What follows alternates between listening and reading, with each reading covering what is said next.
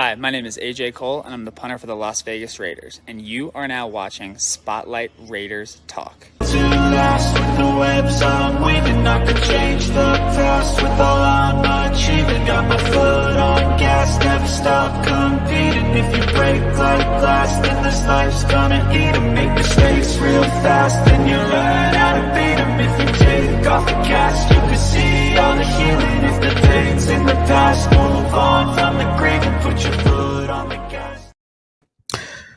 Raider Nation. Good afternoon, Raider Nation. Good evening. Y'all know who it is. Spotlight Raider Talk is back in the building with another show, and we're going to talk about the loss of the Las Vegas Raiders that we took against the Los Angeles Chargers yesterday, 24-19. I'm waiting for the people to get in the chat. What's going on, Dominique 5? What's going on, Brian Rodriguez? What's going on, y'all? Good afternoon to the people that's on the West Coast, but good evening to everybody that's on the East Coast. Thank you so much for being here. It's been a really tough 24 hours of Las Vegas Raiders football. It's been a very, very tough day to talk Raiders football, because this is exactly what happens. This is exactly what happens when we get into the Raiders season, and a lot of stuff starts to go down. And I'm going to address a few things. What's going on, Junior Bargain? What's going on, Big Dave 1786? Just working and listening, but we do have to move on from this loss and move forward. Absolutely. This is why I like to do Reaction Monday, so we can get it all out and so we can focus on the next game going into the Arizona Cardinals at home in our home opener in week 2. So with that being said, y'all, we do have some news out of the Raider Nation, and I did not get a chance to actually show it or do a video because it was right before I was supposed to go live. So that's why I didn't do it. But I'm going to go to it right now and told y'all that we just got somebody else in there. We're going to talk about it, y'all. We're going to talk about it. I'm not going to be able to make it to New York. I'm just not going to be able to. If it was later on in the season, it would be. I just have other ventures and I have other business moves that I have to make. Unfortunately, I will not make it to Peter Dillon's this week. I just will not be able to make it to a King Savage, unfortunately, because I have other business moves and stuff that I have to do outside of doing Spotlight Raiders Talk stuff. So it's not even sports related that I'm trying to get myself into business to. James Farrell, Luis, my bad, Big Dave 1786, Nick McBride. I'm gonna definitely get into it, but I do want to bring this to your attention that Raider Scout has posted that the Raiders have claimed cornerback Javelin Gertie off waivers from the Arizona Cardinals. Ran a 4.28 in a 40-yard dash in his pro day in 2020, and Gertie is 24, 5'10", 193 pounds, appeared in 17 games for the Jets in 2021, scoring 5 starts, 6 PBUs, 48 tackles, and a tackle for loss, and he also allowed 26 of 41 targets for 333 yards, a touchdown, and a QBR of 102.01. So that is just some other news that came out when it comes to the Las Vegas Raiders. I'm going to get to all your comments in a little bit. We definitely going to get into the comments. You going to Pittsburgh, bro? No, I will not be going to Pittsburgh because it's too cold. Sorry to say.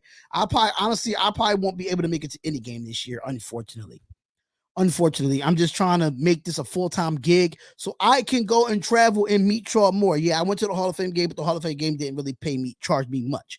So hopefully I'm gonna try to get to New York this weekend. If not, then it's fine. It's absolutely fine. But we was able to get Javelin Gertie off the waivers from the Arizona Cardinals, and he did play for the Jets. So let me get through these comments real quick, and we're going to talk about the game, and I'm gonna see what y'all have to say.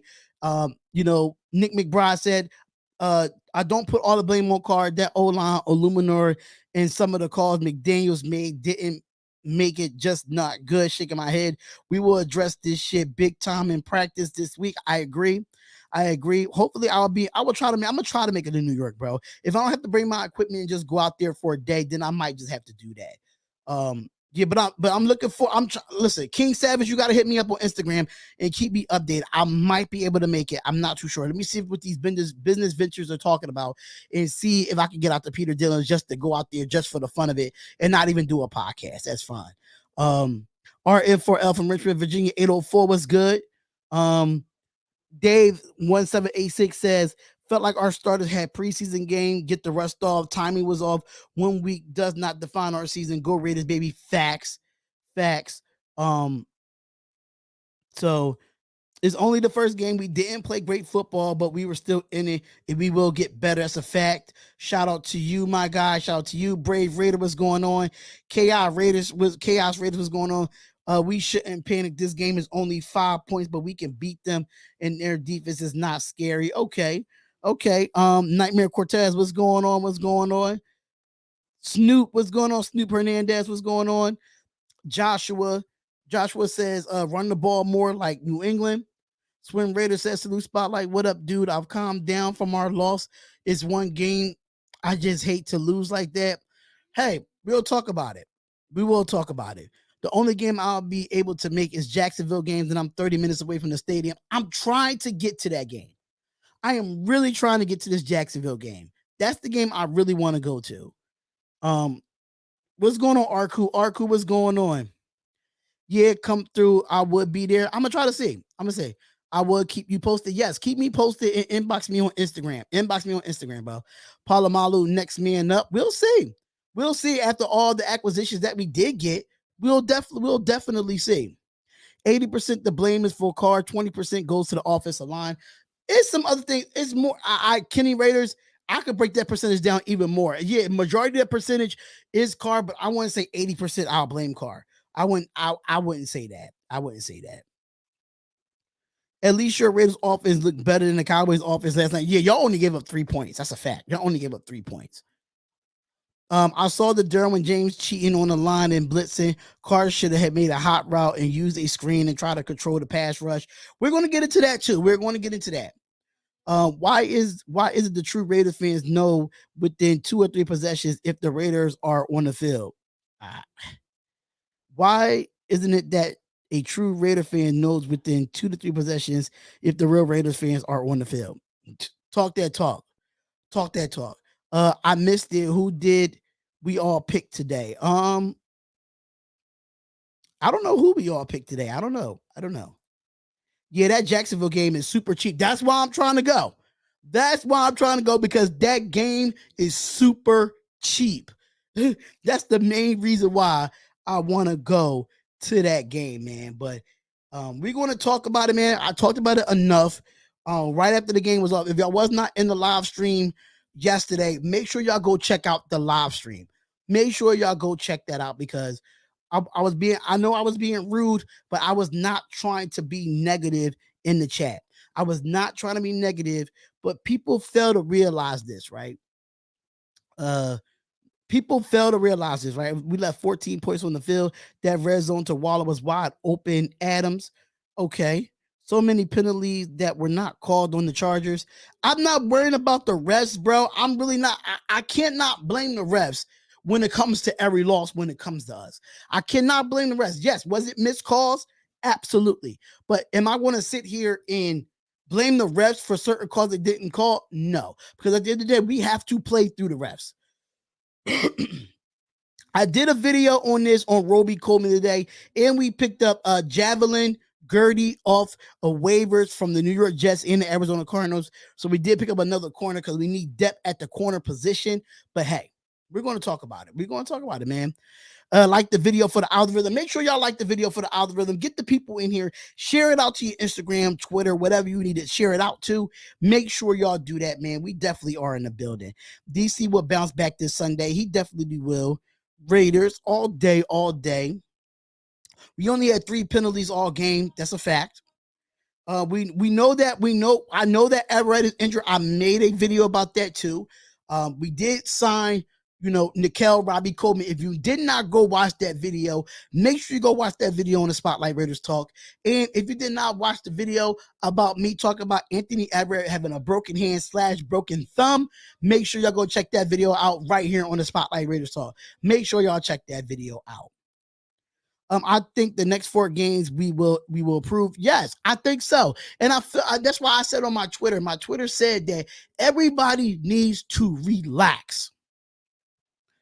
Everybody needs to relax. I'm gonna get you a comment, Swim Raider. Everybody needs to relax. And this is why I say everybody needs to relax. It's one game. We're under a new regime. We're under a new system on both sides of the ball. And we just got to make adjustments. And I feel like with Josh McDaniels, people say, oh, we shouldn't run the ball when we down 24-10. I do not care. If it ain't broke, don't fix it. The only way you're going to establish a passing game in football, especially the way the NFL is set up, the only way you're going to effectively throw the ball in the NFL if you have a running game. I'm sorry to say. And, we just got to take our frustrations out on Arizona. It was so many good things shown in this game. We don't look at what was shown good in this game. We'll be looking at so much of the negative in this game. We're not even looking at the positives at what happened in this game. It was some good positive stuff. Waller looked it okay. I feel like we didn't get him involved a bit too much. I feel like we should have got to him more. Nate Hobbs looked great. Nate Hobbs is like our best corner. What is doing that? But I don't know. Nate Hobbs looked like our best corner. Let's keep it a buck. Look like our best corner. And Hobbs is probably the best corner in the league. It's a lot to be happy about. Yes, we have a lot of injuries, but we see Devontae Adams go off in his debut. 10 catches. I guess 100, almost 150 yards catch in a touchdown. You know what I'm saying? Not Illuminor, but Mumford. Mumford and Dylan Parham looked good on the offensive line. Illuminor didn't. So we got positives and we got negatives. Yes, Chandler Jones didn't show up in the pass rush. Understanding that. But we're going to get this going. I don't think, I don't know. Week 1 is always weird. Like, I mean, if you look at the games all around the league, right? Carr had a bad game. Don't get me wrong. But Joe Burrow got sacked 7 times and threw 4 picks. So, I mean, people want to say, oh, Carr had 5 turnovers. But it doesn't come up as 5 turnovers on the stat sheet. Those 2 fumbles, the Raiders recovered, so it's not really considered a turnover. So please, for any Raider content creators coming out here saying Carr had 5 turnovers, you're absolutely wrong. It was 3 interceptions. Yes, he fumbled the ball, but we recovered it. So it's not even considered a turnover if the own team recovers the ball. Stafford sucked on Thursday night. Trey Lance looked like crap against the Chicago Bears. Aaron Rodgers receivers couldn't catch a football. So please, y'all keep talking. Let me just pull it up for y'all. Let me just pull it up because I got it on my Instagram and I got it on my Twitter. And I'm just going to put it out there. I'm just going to put it out there for y'all because some of these Raiders fans, they kill me. They really kill me. Aaron Rodgers, no TDs, an interception, 195 yards, sacked 4 times. Dak Prescott, 0 TDs, an interception, 134 yards, sacked 2 times. Joe Burrow, 2 TDs, 4 interceptions, 1 fumble loss, and sacked 7 times. Derek Carr, he had 2 TDs, he had 3 interceptions, and 5 sacks. Matthew Stafford, sacked 7 times, 3 interceptions, and 1 TD. So who had a worse day? Because it sure wasn't Carr. Out of this, it's Joe Burrow, the quarterback that just went to the Super Bowl last year. So if I'm a Bengals fan, I should be more pissed. That's just me. But DJ Mike Scott, I said it yesterday. I said this yesterday. We barely ran any screens yesterday. This is my thing. We should have ran screens more. We should have ran screens more. That's just my personal opinion. Halfbacks, I don't understand why we have five running backs on a depth chart and not one of them had a halfback screen. I don't get it. I don't get it at all. But shout out to DJ Mike Scott, man. Friend of my cousins, man. Love you, brother. I see you living in Las Vegas. But hey, it is what it is. We play like ass. They had a chance to win the game against maybe the best roster in football. We good. Facts. Dominique 5 says, answer this, bro. Do you think Carr is elite? In yes or no? And I just want to know your opinion. I think Carr's a top 10 quarterback, but is he elite? I don't care for who's an elite quarterback. If you look at the elite quarterbacks in the league, when was the last time an elite quarterback won the Super Bowl? I'll wait. Matthew Stafford wasn't considered elite until he won the Super Bowl. Joe Burrow was not, Joe Burrow probably considered elite, but he has not won one. So we're not going to sit here and do that.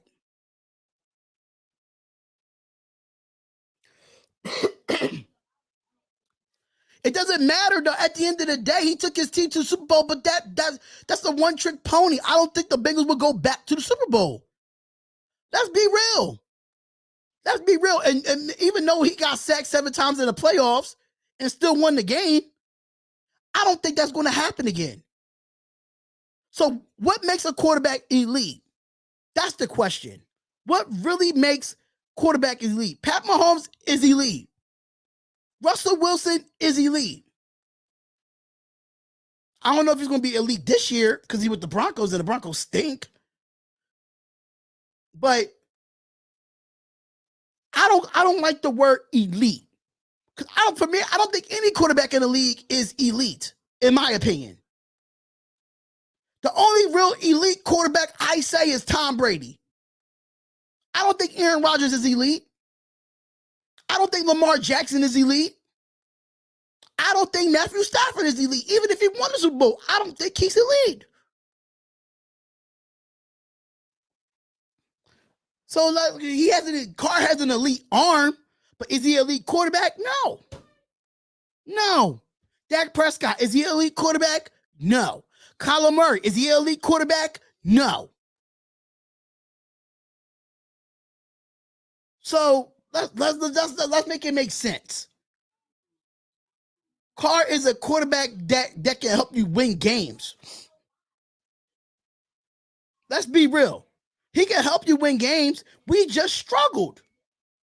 You can disagree all you want, T. Sweezy. I don't think Lamar Jackson is an elite quarterback. I don't think Kyler Murray is an elite quarterback. Kyler Murray needs DeAndre Hopkins for him to be elite. I'm not saying Carr's top 5. I don't care about a top 5. I don't care about a top 10. Because you know what? Matthew Stafford wasn't even considered a top 10 quarterback even after he won the Super Bowl. So what does that tell you? No one said Carr was top 5. So with all this Derek Carr talk, yes, he threw interceptions. But y'all say Joe Burrow is elite and he threw 4. And one of them was a pick 6. Let's be realistic here. But y'all call Joe Burrow a top 5 quarterback, and that man threw 4 interceptions and sacked 7 times. But y'all call him elite. Make it make sense, man. Y'all gotta make it make sense. So who had a worse game, Carr or Burrow? Who had a worse game? And this is what kills me about the Raider Nation. Y'all turn y'all back on Carr when it goes bad. Well, unlike Bengal fans, they're backing up their quarterback. They're going to support their quarterback no matter what, how many interceptions he's thrown, how many times he got sacked. Them Bengals fans is going to support their quarterback, win, lose, or draw. No Raiders till death. We're not worried about he made it to Super Bowl last year. Last year is over with. Last year is over. We were talking about week 1. Week 1. Week 1. So what, he made it to Super Bowl last year? That's last year. We talking about what happened after week 1. That man had 7 sacks and 4 interceptions in week 1. in week 1. Aaron Rodgers is not elite. He has not won a Super Bowl in 10 years. He's not elite. Because he's an MVP, y'all make him elite. Stop that. Stop that. Just because Lamar Jackson won an MVP, but he can't win in the playoffs, that makes him elite. Y'all gotta stop this madness. Y'all gotta stop this madness. Lamar Jackson have not thrown for 4,000 passing yards in his career ever, but he's an elite quarterback. What makes him elite? Because he got legs. It shows that Aaron Rodgers needs Devontae Adams. Devontae Adams can play with any quarterback in this league and make them great. Dead ass. And it showed against the Packers getting their ass kicked by the Vikings last week, this past weekend, yesterday. Aaron Rodgers needs Devontae Adams. Devontae Adams does not need Aaron Rodgers. Just because of one game, y'all ready to turn your backs on Carr. Oh, we need to trade for Jimmy G. We need to do this. We need to do that. Over one game? Yes, Derek Carr had one bad game. He had a horrible game. I'm not sitting here defending him, but keep that same energy for every quarterback in the NFL. That's all I'm saying. Keep that same energy. There's no way you had almost a Super Bowl winning quarterback in Joe Burrow that had 4 interceptions and 7 sacks, but nobody want to talk about him, but he's elite in a positive note. Please, miss me with that BS. One bad game against a great defense. That was a good defense out there. Y'all make it seem like he threw 3 picks against the worst defense in the NFL. That Chargers defense is good. That Chargers defense is stout. Sorry to say, our offensive line was not great either. It's been times Carr didn't step up in the pocket. Yes, his awareness was not good. But you got to take the negative with the positive. You got to do it. But this is what nobody wants to talk about either, though. This is what nobody wants to talk about either. When we came out at halftime, what we do, we drove up the field and scored a touchdown, right? And I want to give all the respect to our defense. I really do. But once our defense got on the field, after that Brandon Bolden touchdown, we gave up a touchdown. Did or did we not? Can we agree here?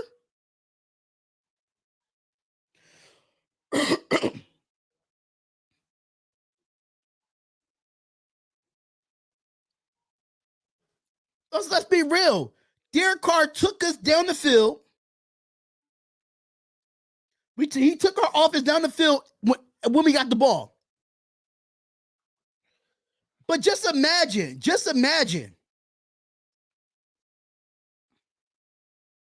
We came into this game fully healthy, nobody on the injury report.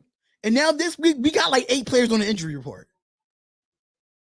This is what happens when we don't play in preseason, and I can completely understand why Josh McDaniels did not want to play our starters in the preseason because of injuries. Completely understand that. Injuries are a part of the game. They are.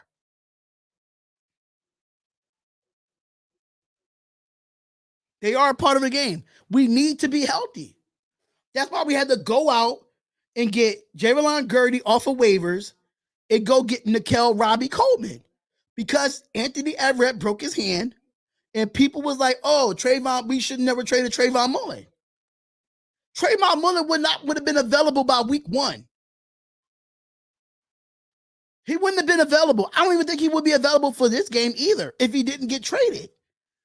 So basically, we still would have been going out shopping for corners if Trayvon Mullen wasn't even available to play if he was a Raider. He's not going to be available to play as a Cardinal. So put 2 and 2 together. But let's get into the real reason why this game was lost. The real reason why this game is lost, because I'm once in the next couple of minutes, I'm gonna open up the lines. The real reason that this game was lost, we stopped going to Josh Jacobs. And I'm gonna be completely honest. We stopped going to Josh Jacobs.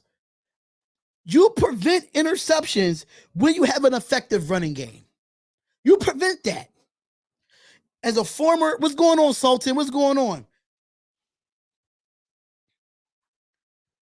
Thank Joe Burrow, Lamar Jackson, Dak Prescott, Herbert, Jimmy Garoppolo are a bunch of other quarterbacks in the league. There are good quarterbacks, but not elite. Tom Brady is elite.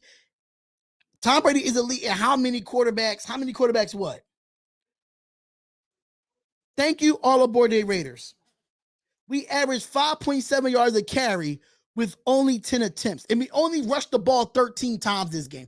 You're not going to be able to get a passing game going if you only running 10 to 13 attempts a game. So I really hope that Josh McDaniel go and he looks at the film and look how effective our run game was.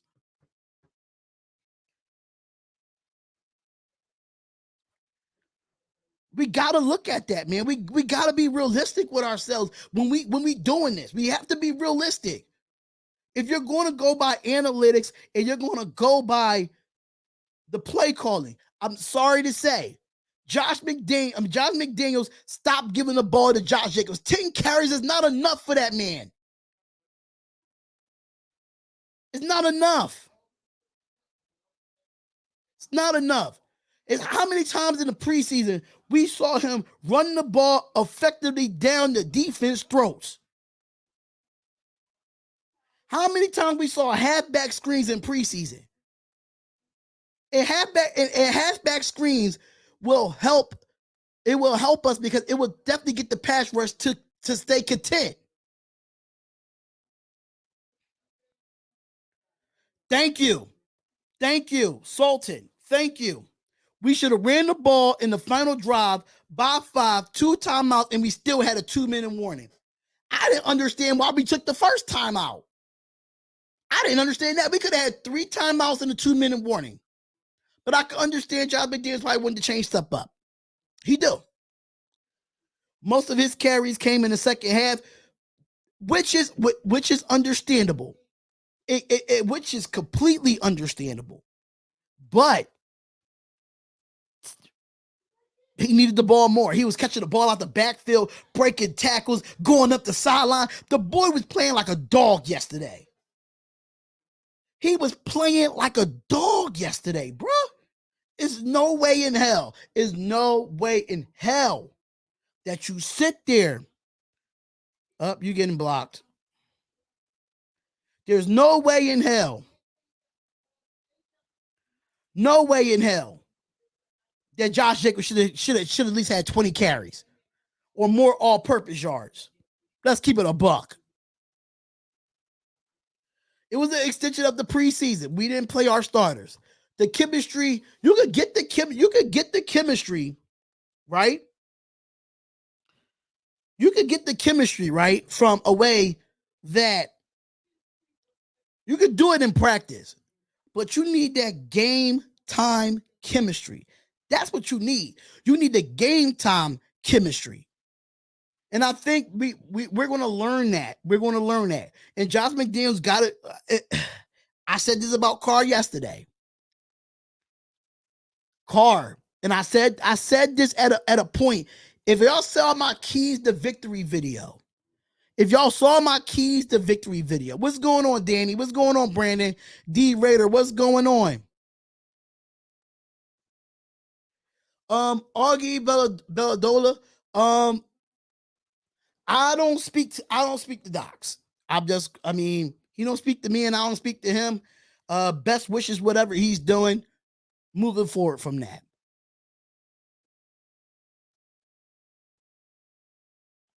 Right, it looked like he gained some speed, Malos. What's going on, Kevin Hooks? What's going on? Yep, I took Carr and Ruggs some games to build that chemistry. Right. It's going to take us some time to build this chemistry. So after all this that has been going on, relax. It's a lot of good teams in the NFL play like shit yesterday, and Raiders was one of them. You got to take the positive. What was positive about this game? What you saw that was on a come up, and you got to look at it from the negative of some things that the Raiders need to work on. We have some things that we have to clean up. It's only one game. We got 16 other games left. 16. Danny, you absolutely right. It's a lot of potential to unlock.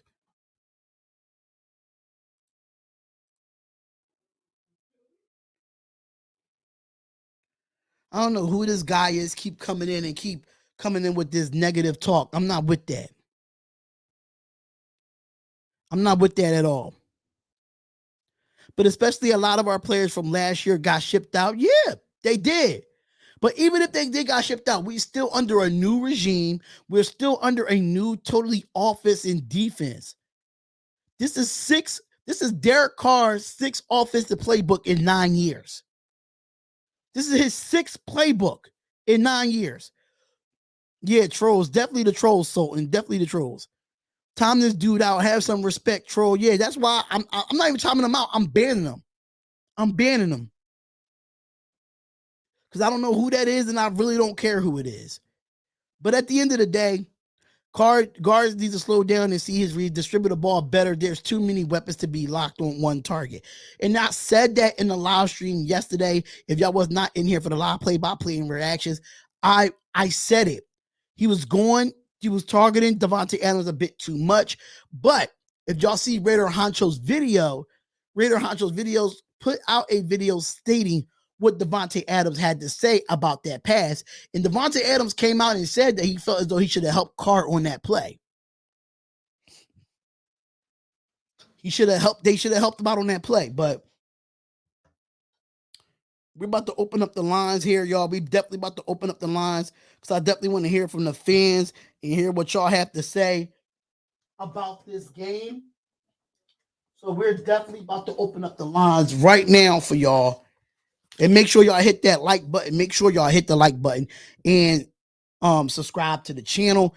If this is your first time ever being at the Spotlight Raiders Talk, we highly suggest that you subscribe and hit the bell button and get the latest news, man. Let me know when I could come on. Hey, listen, I'm about to open up the phone lines. I'm about to adjust my my Bluetooth right now and open up the phone lines for y'all. So let me get that all set up for y'all. Make sure y'all get them likes up. You can set it only to subscribers only comment. I'm not sure if you're aware of that. Yeah, I'm definitely going to do that. For next live stream, I'm definitely going to do that. What's up, Spotlight? I feel like it's been a minute since a video from the channel has popped up, even though we only one chilling. Hey, Bryce Lynch, I've been putting out mad videos. Go look at the channel. Anybody that's watched my channel, it's been mad videos been putting up by me. I don't know what YouTube is going on with their notifications or anything of that nature, but I've been putting up mad videos, man. Even though they from work and I'm in my work uniform and everything of that nature. Yeah. All right, so I gotta. This is ridiculous. Like, why we keep having, like, I don't understand this. Like, why I keep getting these trolls? Like, see. All right, so let me get this Bluetooth on so we can have y'all, call up. YouTube be hating, brother. They just be hating, man. I'm not stressed. I'm not stressed at all, bro. I'm not stressed. All right, I'm gonna forget this device. All right, let me just try to do this again. The trolls love you. The trolls always love me, man.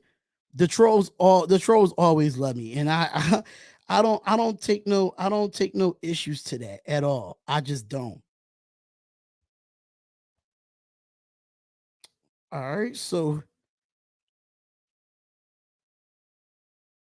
And I got a feeling we're gonna have these trolls calling up again. I got this feeling. I really, really, really got this feeling. If you got to take time out of your day to make accounts just to say A's, please Please don't do that. Don't do that. Gotta check them out. Then gonna be a long season for us.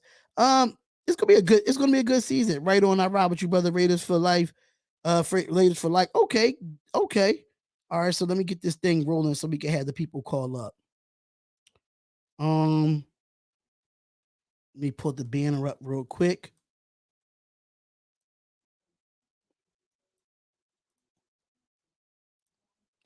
All right, so there go the number right there, man. 267-732-8784. If you want to call up and talk about the game, I'm gonna let you speak, and then I'm gonna say my opinion, and then we gonna move on. No ifs, ands, or buts about it. We're not gonna be doing all this BS. We're not gonna be doing all this BS today. So let's definitely have a good time in the chat. Let's have a great time. So I'm just gonna wait for y'all to call up, waiting for that first caller to call up. 267-732-8784. The bottom line, we beat ourselves yesterday. Absolutely. We definitely beat ourselves yesterday. No ifs, ands, or buts about it. I would rather work out the kinks in week 1 and not week 17 when we're trying to make a run. Facts, Nick McBride. Facts. That is a known fact, bro. That is a known fact. But make sure y'all call up to the show. Let your voice be heard on the Spotlight Raiders Talk. That's one thing. We got 66 people in the chat, 62 on YouTube, 4 on the Spotlight Raiders Talk. And all the questions y'all want to ask me, call up to the show. It's right there at the bottom. Call up to the show. I mean, y'all want to ask me stuff in the chat, that's fine. But I like to open up the chat and actually speak to y'all directly. But because I like to hear y'all voices be heard at the end of the day, man. I like to have y'all voices be heard, but we gonna wait. We gonna wait it out and see who's gonna call in. We gonna wait it out, man. How many games do you think we need to win to make the playoffs? I think we need to win 11 or 12, in my opinion. Thank God it wasn't a primetime game, but it was a 4:00 game, so it was kind of close to primetime. It was kind of close to primetime. I didn't think that stadium could get worse than last year. Game inside the stadium itself is not very good at all. You must have been at the game, since Council. You must have been at the game. You must have been at the game. I want to call, but I can't while I'm at work. Damn. It's fine. Josh McDaniels really needs to evaluate. Let me see here. Josh McDaniels really needs to evaluate who he has in his backfield. Realize that Jacob is clearly the best running back that we have, and I don't know why they cutting him plays. I understand that they want to monitor him due to the fact that he's been injury prone the last couple of years, but it's time to happen. Charlotte, NC, 1. All right, give me 1 second. And thank you for calling the Spotlight Raiders Talk. Who is this and where you calling from? Hello there. Rafael Casinas, no es el capitán. Salute to you, Spotlight. What's going on, Rafael? What's going on, brother? How are you today?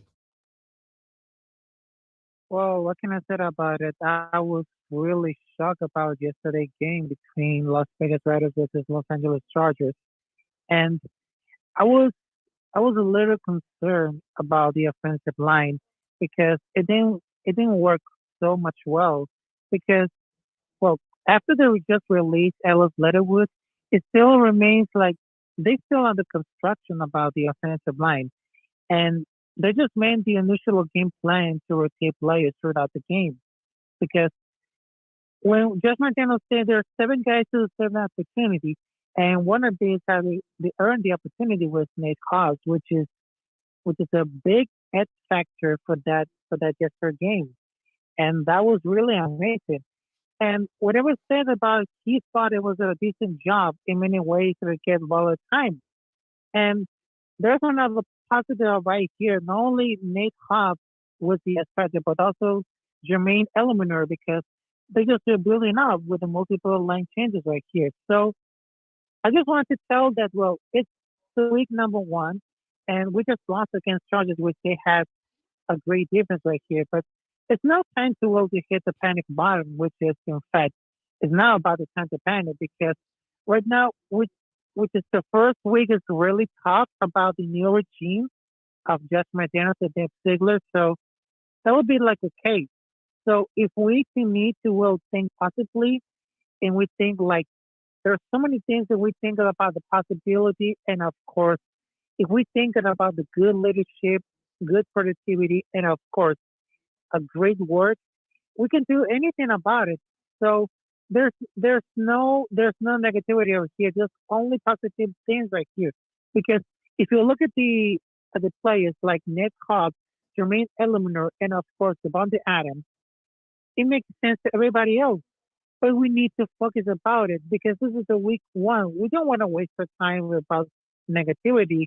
We have to focus everything about the another game against Arizona Cardinals, which is the biggest task. Facts. Facts. So what? So for me to ask this question, what was your positives and what was your negatives of this game? Give me your negatives first before you give me your positives.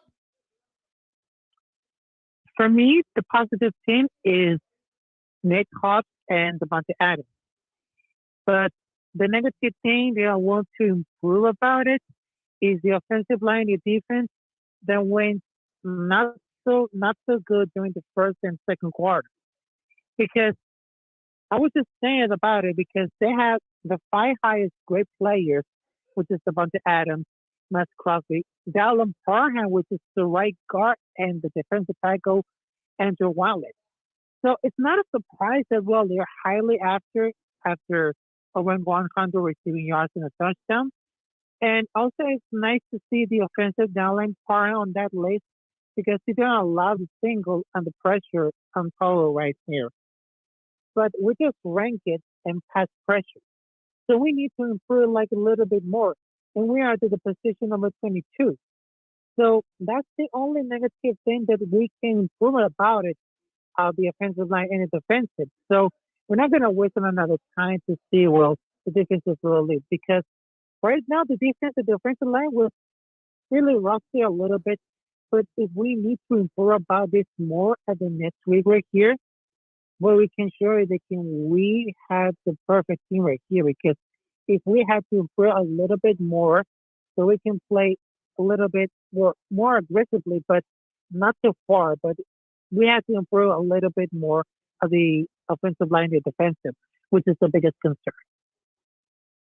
And yeah, that's actually been the biggest concern going into this season. We talked about it all off season about how this offensive line was going to shape up.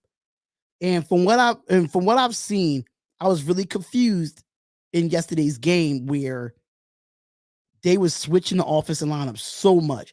They was bringing in Dylan Parham. They was bringing in Mumford. They was switching them out and then bringing a Luminor back in the game. My thing is this: if it ain't broke, don't fix it. So if I'm Josh McDaniels Exactly. and you see Mumford and Dylan Parham is doing a better job than John Simpson or doing a better job than Illuminor, you keep those guys in the game. That's what you do as a coach. Yeah. But I felt like I'm sorry. When I feel like when it comes to this, like if you really want to think about it, El Capitan, if you really want to think about it, we had people say it was 3 preseason games. We really have 4 because of the Hall of Fame game. In 4 games in the preseason, we did a whole dominoes when it comes to this offensive line.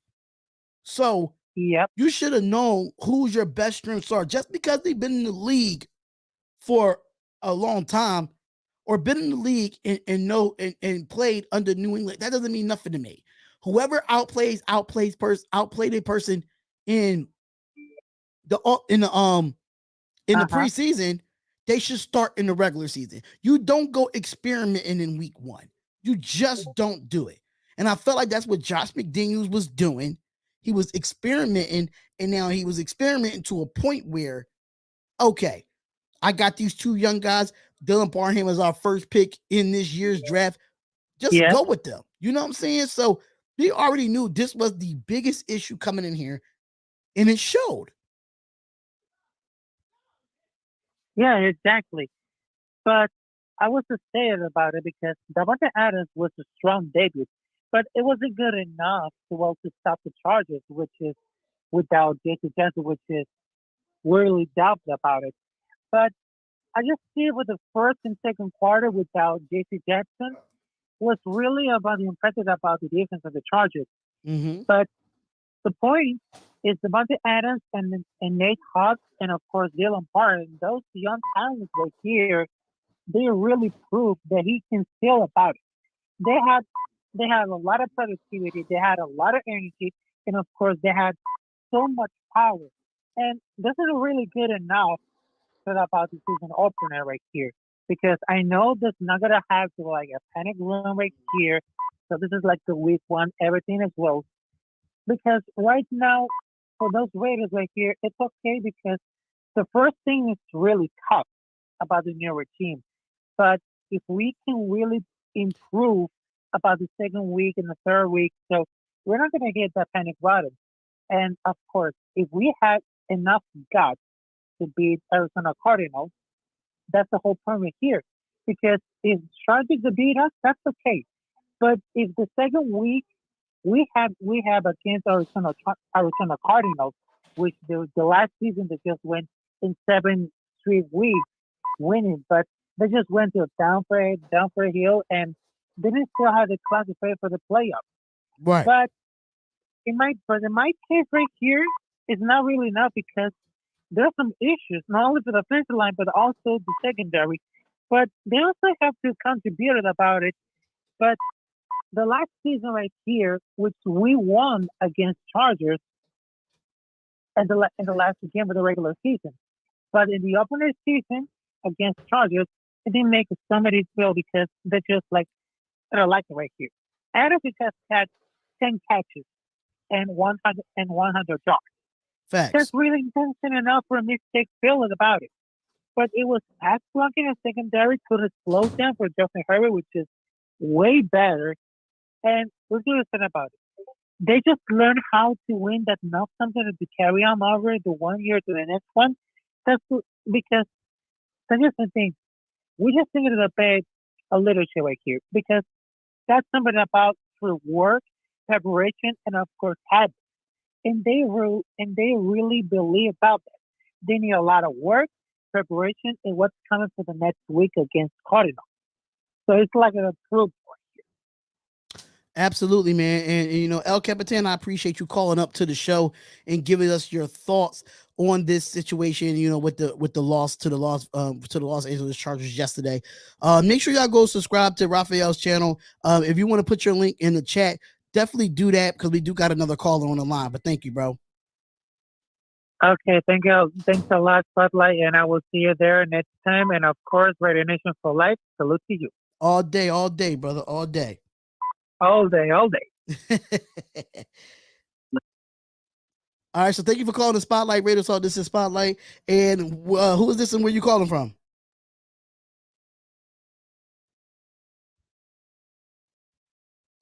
Hello.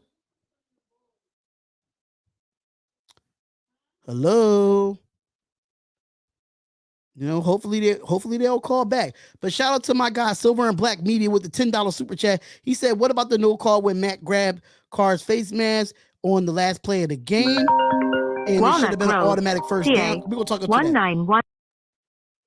And thank you for calling us. Thank you for calling the Spotlight Raiders Talk. Who is this and where you calling from? Hey, this is Marcus from SAC. Yo, Marcus, what's going on? Before we get into that, I do got to do this audio real quick because shout out to Silver and Black Media for the $10 super chat. Touchdown,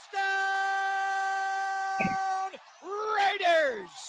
So I just had to do that real quick, and I'm just going to answer his question. He said, "What about the no call when Matt grabbed Carr's face mask at the last play of the game? It should have been an automatic first down," which I completely agree that should have been called. But you know how these refs are against the Raiders. That's why I'm not complaining about it. When it comes to the refs, when it comes to the Raiders, we never get our way. So at the end of the day, it should have been an automatic first down, and we probably would have scored on that drive. But at the end of the day, we already know how these refs are against us at the end of the day, bro. So what's going on, Mark? What's going on, man? What's up with you?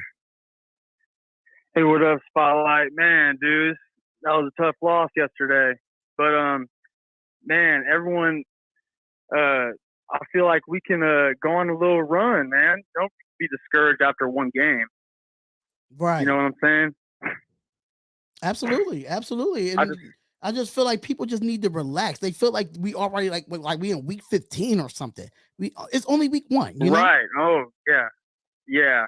And honestly, we barely lost to one of the best teams in the league that people proclaim to be some type of Super Bowl contender. So I feel like we're not that far off. We just got to clean up a few adjustments. And Carr made some plays and he made some bad plays yesterday, but you know he's not going to do that going forward with McDaniels. They're going to correct that. I believe that.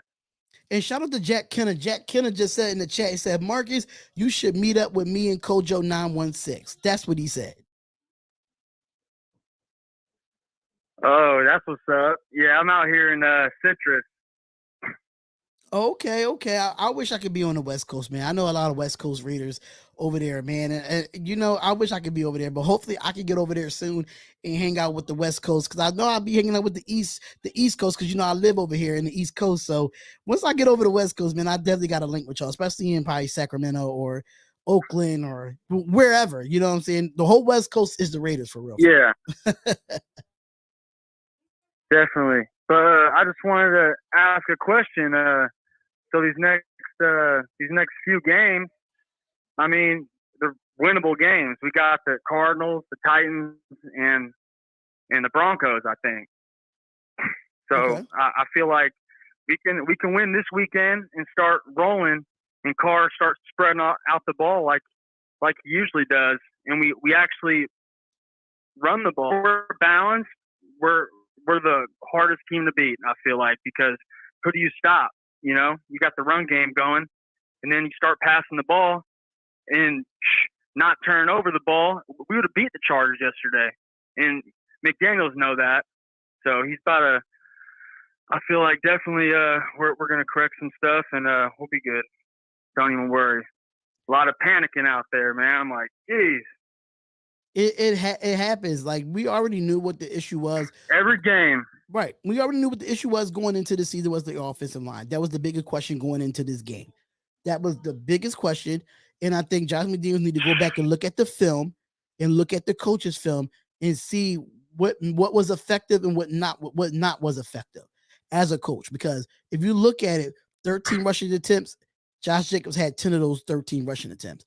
We averaged 5.7 yards a carry. Unbelievable. And we ran away from it. And people fail to realize this too, bro. Hold on. Sorry, Spotlight. No. So on the last drive of the game, it was 2nd and 3, I believe. We were driving, and instead of running the ball, we did 3 straight pass plays, and that took us out of I believe we got a sack. We got sacked or something, of course. So I feel like we just got away from the run completely, and we ran it down to the 2-minute warning anyway. So if you run it right there, it's 3rd and short or 1st and 10, 2-minute warning. Right. And then next thing you know, we get another Carr game-winning drive. Yeah, because even after the 2-minute warning, I still would have ran the ball, because if we was averaging almost 5.5 yards a run, we averaging that per carry. On the first down, I let Josh Jacobs get 6 or 7 yards and make it a manageable 2nd down with under 2 minutes. I take that. That happened twice. That happened twice. Once earlier in the game to Bolden, when it was 3rd and 2 or something. You give it to Josh Jacobs on just run him inside, get a couple yards, at least have him out there. But we'll definitely fix some stuff up. I'm not worried after 1 week. And the thing about it is, people keep saying that the Chargers have 5 turnovers.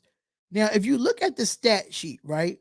If you look at the stat sheet, it was only Carr's picks. Now, the 2 fumbles at the end, we recovered. So it's not considered a turnover. It's not considered a turnover when even though Carr fumbled, yes, he did.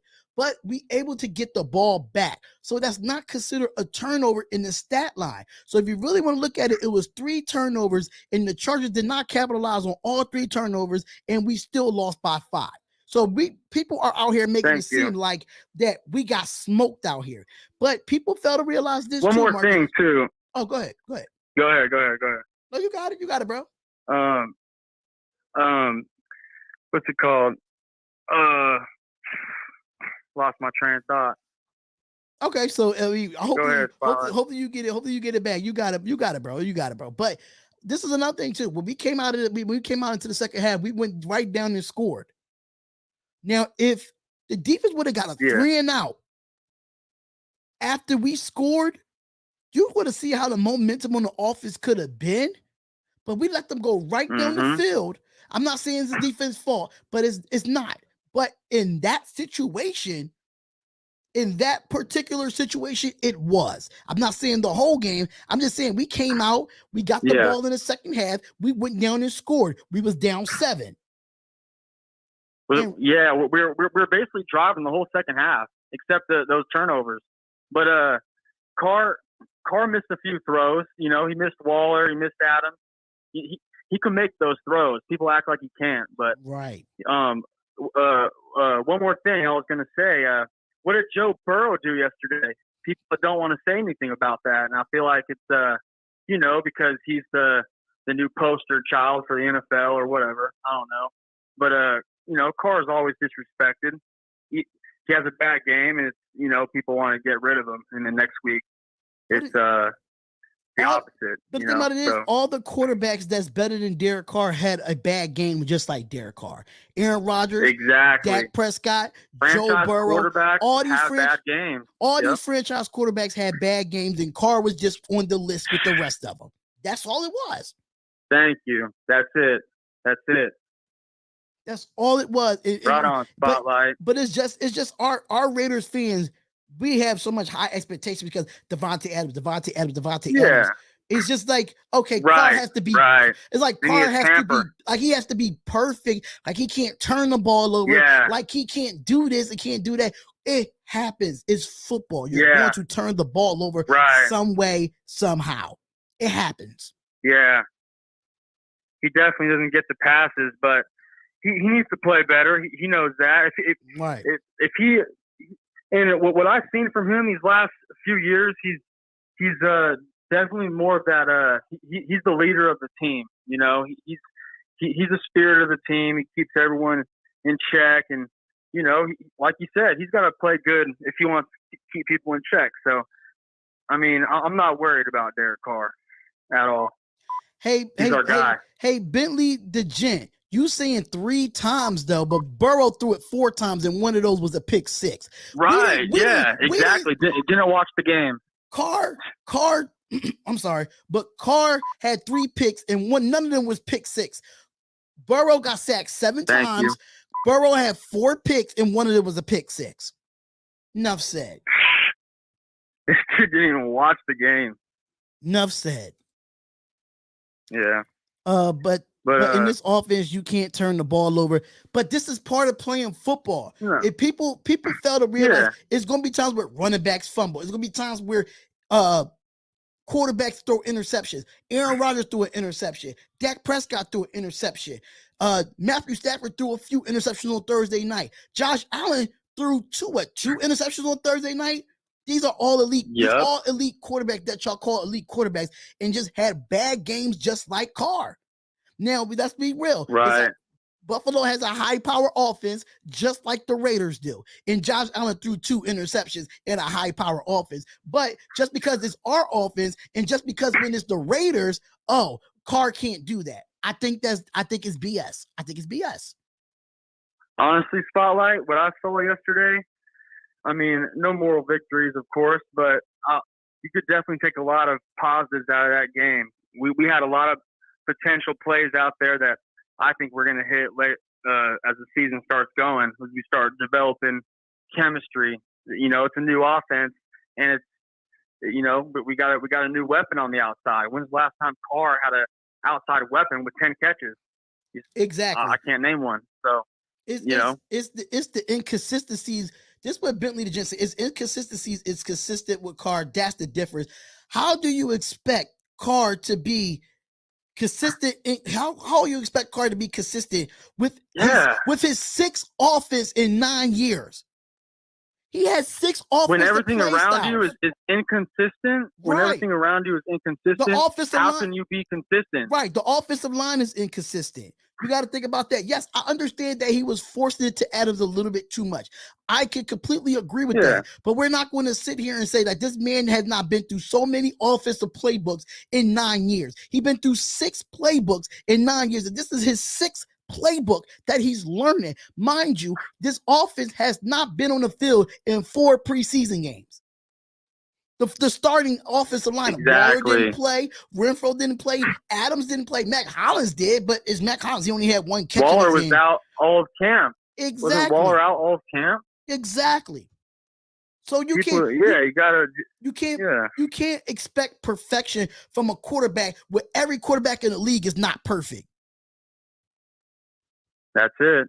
Every quarterback in the league is not perfect. We just not. We're not perfect. The Raiders are not perfect. We're not a perfect football team. The only perfect football team that's still alive right now is the Miami Dolphins that went 15, 16 and 0. That's the only perfect team. And Dan Marino, hold on, I don't even think that was Dan Marino, but that quarterback that was for the Miami Dolphins that went 15, 16 and 0, he wasn't even perfect. He wasn't. And do you know the funny part is, you know, people, Dan Marino is one of the greatest quarterbacks ever, and he never won a Super Bowl. And people act like, you know, he's one of the greatest, but they hold specific quarterbacks. Oh, you know, if you don't win a Super Bowl, you're not good.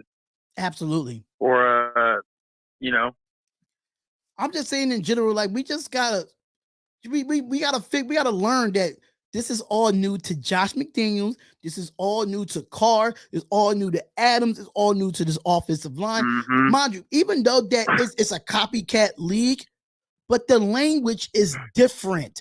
That's the part that really quarterbacks have to learn. Me being a former coach, me being a former offensive coordinator, yes, somebody might have had my playbook, but at the same time, my language was totally different from what their language was. My hot routes was probably different from what their hot routes are. But language as an offensive coordinator and a head coach is difficult to learn the language in 4 weeks. It's hard, especially coming from a guy that's coming from New England where the language is difficult. Any quarterback can tell you that played for the New England Patriots, they said that language, they had to learn it within 3 to 4 weeks. People don't understand what it's like to learn a playbook. Exactly. Let me go on about something too, about our defense, man. So I don't understand why people can't ever question the defense about not getting any turnovers or sacks. You know, like I feel like people do, but a lot of people just gloss over the fact that we don't create turnovers and we barely get sacks. We're one of the least turnover teams, probably the lowest of the last probably, I don't know, 10 years or definitely last 3 years. So, you know, our defense needs to start getting some damn turnovers. I'm tired of having to play perfect every game, straight up. Every other team does it seems like. Why can't we get a strip sack? Mac did it yesterday like it wasn't shit. So I got a question for Bentley the Gent. You said Carr has no pocket awareness. Can you say the same thing about Joe Burrow? Well, yesterday he fucking fumbled in the pocket, didn't he? Like twice or I don't know. I mean, it's hard to have pocket awareness when Illuminor is getting pushed back into you. With Joey Bosa and Khalil Mack coming at you. Exactly. Yeah, that's exactly. Funny. Exactly. And even though Colton Miller is the only real veteran on his offensive line, he got bullied yesterday. He got pushed back. He got bullied yesterday. You were watching the game. They showed a replay. He got pushed back in a car and he got sacked. If Carr wanted to step up in the pocket, he couldn't. But am I taking away that he had a bad game? No, I am not. I am not taking away. I'm not taking away from that because he played like shit yesterday. Not at all. But I expect him to play way better than that. Exactly. He played like shit yesterday. Yeah. But don't expect for this to be, he's going to play like shit every week because he's not.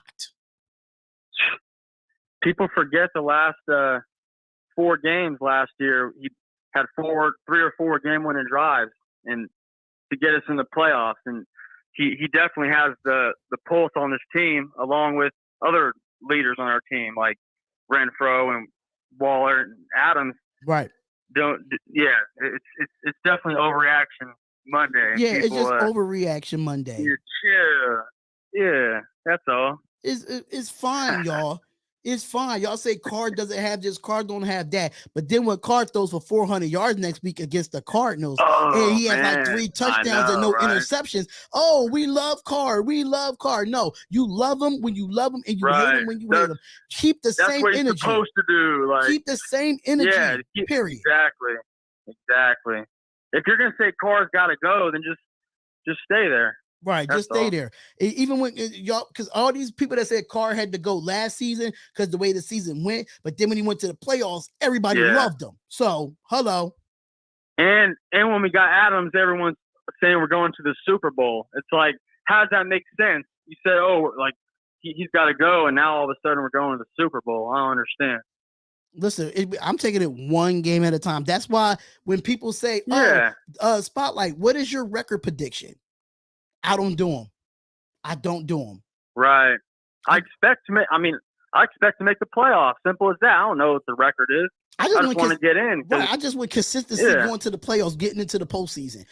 Listen, you're going to have your ups and downs in the regular season. You just is. But once the regular season done, it's 0-0. It's all bets are all off then. That's it. Yeah, and look, Silver and Black 831 said that's right because Chef Curry has his off games. Yeah, Stephen Curry, another great player, has off games. It happens. You cannot expect Carr to be perfect in this offense. You just can't. No, exactly. And you're comparing sports. It's like, you know, they play in the playoffs every other night or whatever. Curry has off nights, just like you said. Like he ain't perfect. Not that Carr is Curry or nothing, but he's he's going against the best football players in the world. You know, right? Yeah. It's not like about LeBron James too. LeBron James just went through a bad year with the Lakers. He just went through a bad year with the Lakers, and he was inconsistent majority of the year. So I'm like, okay, it happens. It happens to the best of them. It happens to the best players in the sport. It's part of the game. I'm curious to see how. I mean, I don't care too much, but Rodgers, he got goose egg yesterday, and if that was, Carr did that, people would be coming for his job. He doesn't have the weapons, but a few years ago it was like that. So we'll see what Rodgers does this season. But yeah, man, I don't do record predictions. I probably want to go just 10-7, get in the playoffs again. I don't care. What we had last year carrying over this year with the new players and our new coaching staff. Our new coaching staff is already changing the team, but it'll just take a few games. Hold up, Brandon Scott. I respect you, brother. But what we're not going to do, because I am an advocate of the WNBA, you're not going to say Carr played like he was in the WNBA, because I'm one of the biggest. I'm one of the biggest advocates of the WNBA, and they have some way competitive games than some of these NBA games we saw last season. So I am a big fan of the Las Vegas Aces because they are in the WNBA championship. So put some respect on their name. At least they could get to a championship, and we have not been to one. So don't do that. Don't do that. Yeah. Comparing us to the Aces. Right. Compare us to the Aces. The women's game is good. Sorry to say. The women's game is good. It's just to get notoriety because they're women at the end of the day. They're women. But I advocate for women's basketball because at the end of the day, it's the sport. It's basketball. Yeah. That's it. So we're not going to do that. We're not going to do that. I'm a big fan of WNBA. Sorry. But what about those I think the Broncos are going to probably stomp the Seahawks tonight. You just never know. It's been some weird games this week, especially with the Chicago Bears game and the 49ers. I did not expect that game the way it went. the way the Texans That's and the the only Colts, thing that made me the Texans and the feel Colts better about tied. yesterday. Right, the Texans and the Colts Niners tied. were. They tied that 20 after the Texans being up 20-3. The Browns, when they beat the Carolina Panthers, but the Carolina Panthers was down 20-3 and almost won that game. Pittsburgh beat the Bengals in overtime. Those games is weird. Those games was weird. Just like our game yesterday. Our game was weird in some ways. Our game was weird yesterday. Yeah, it was weird. And definitely. then you look at the Sunday night game with Dak Prescott. He broke his thumb. That was weird. Like, right, the Cowboys are done. Yeah, that was weird.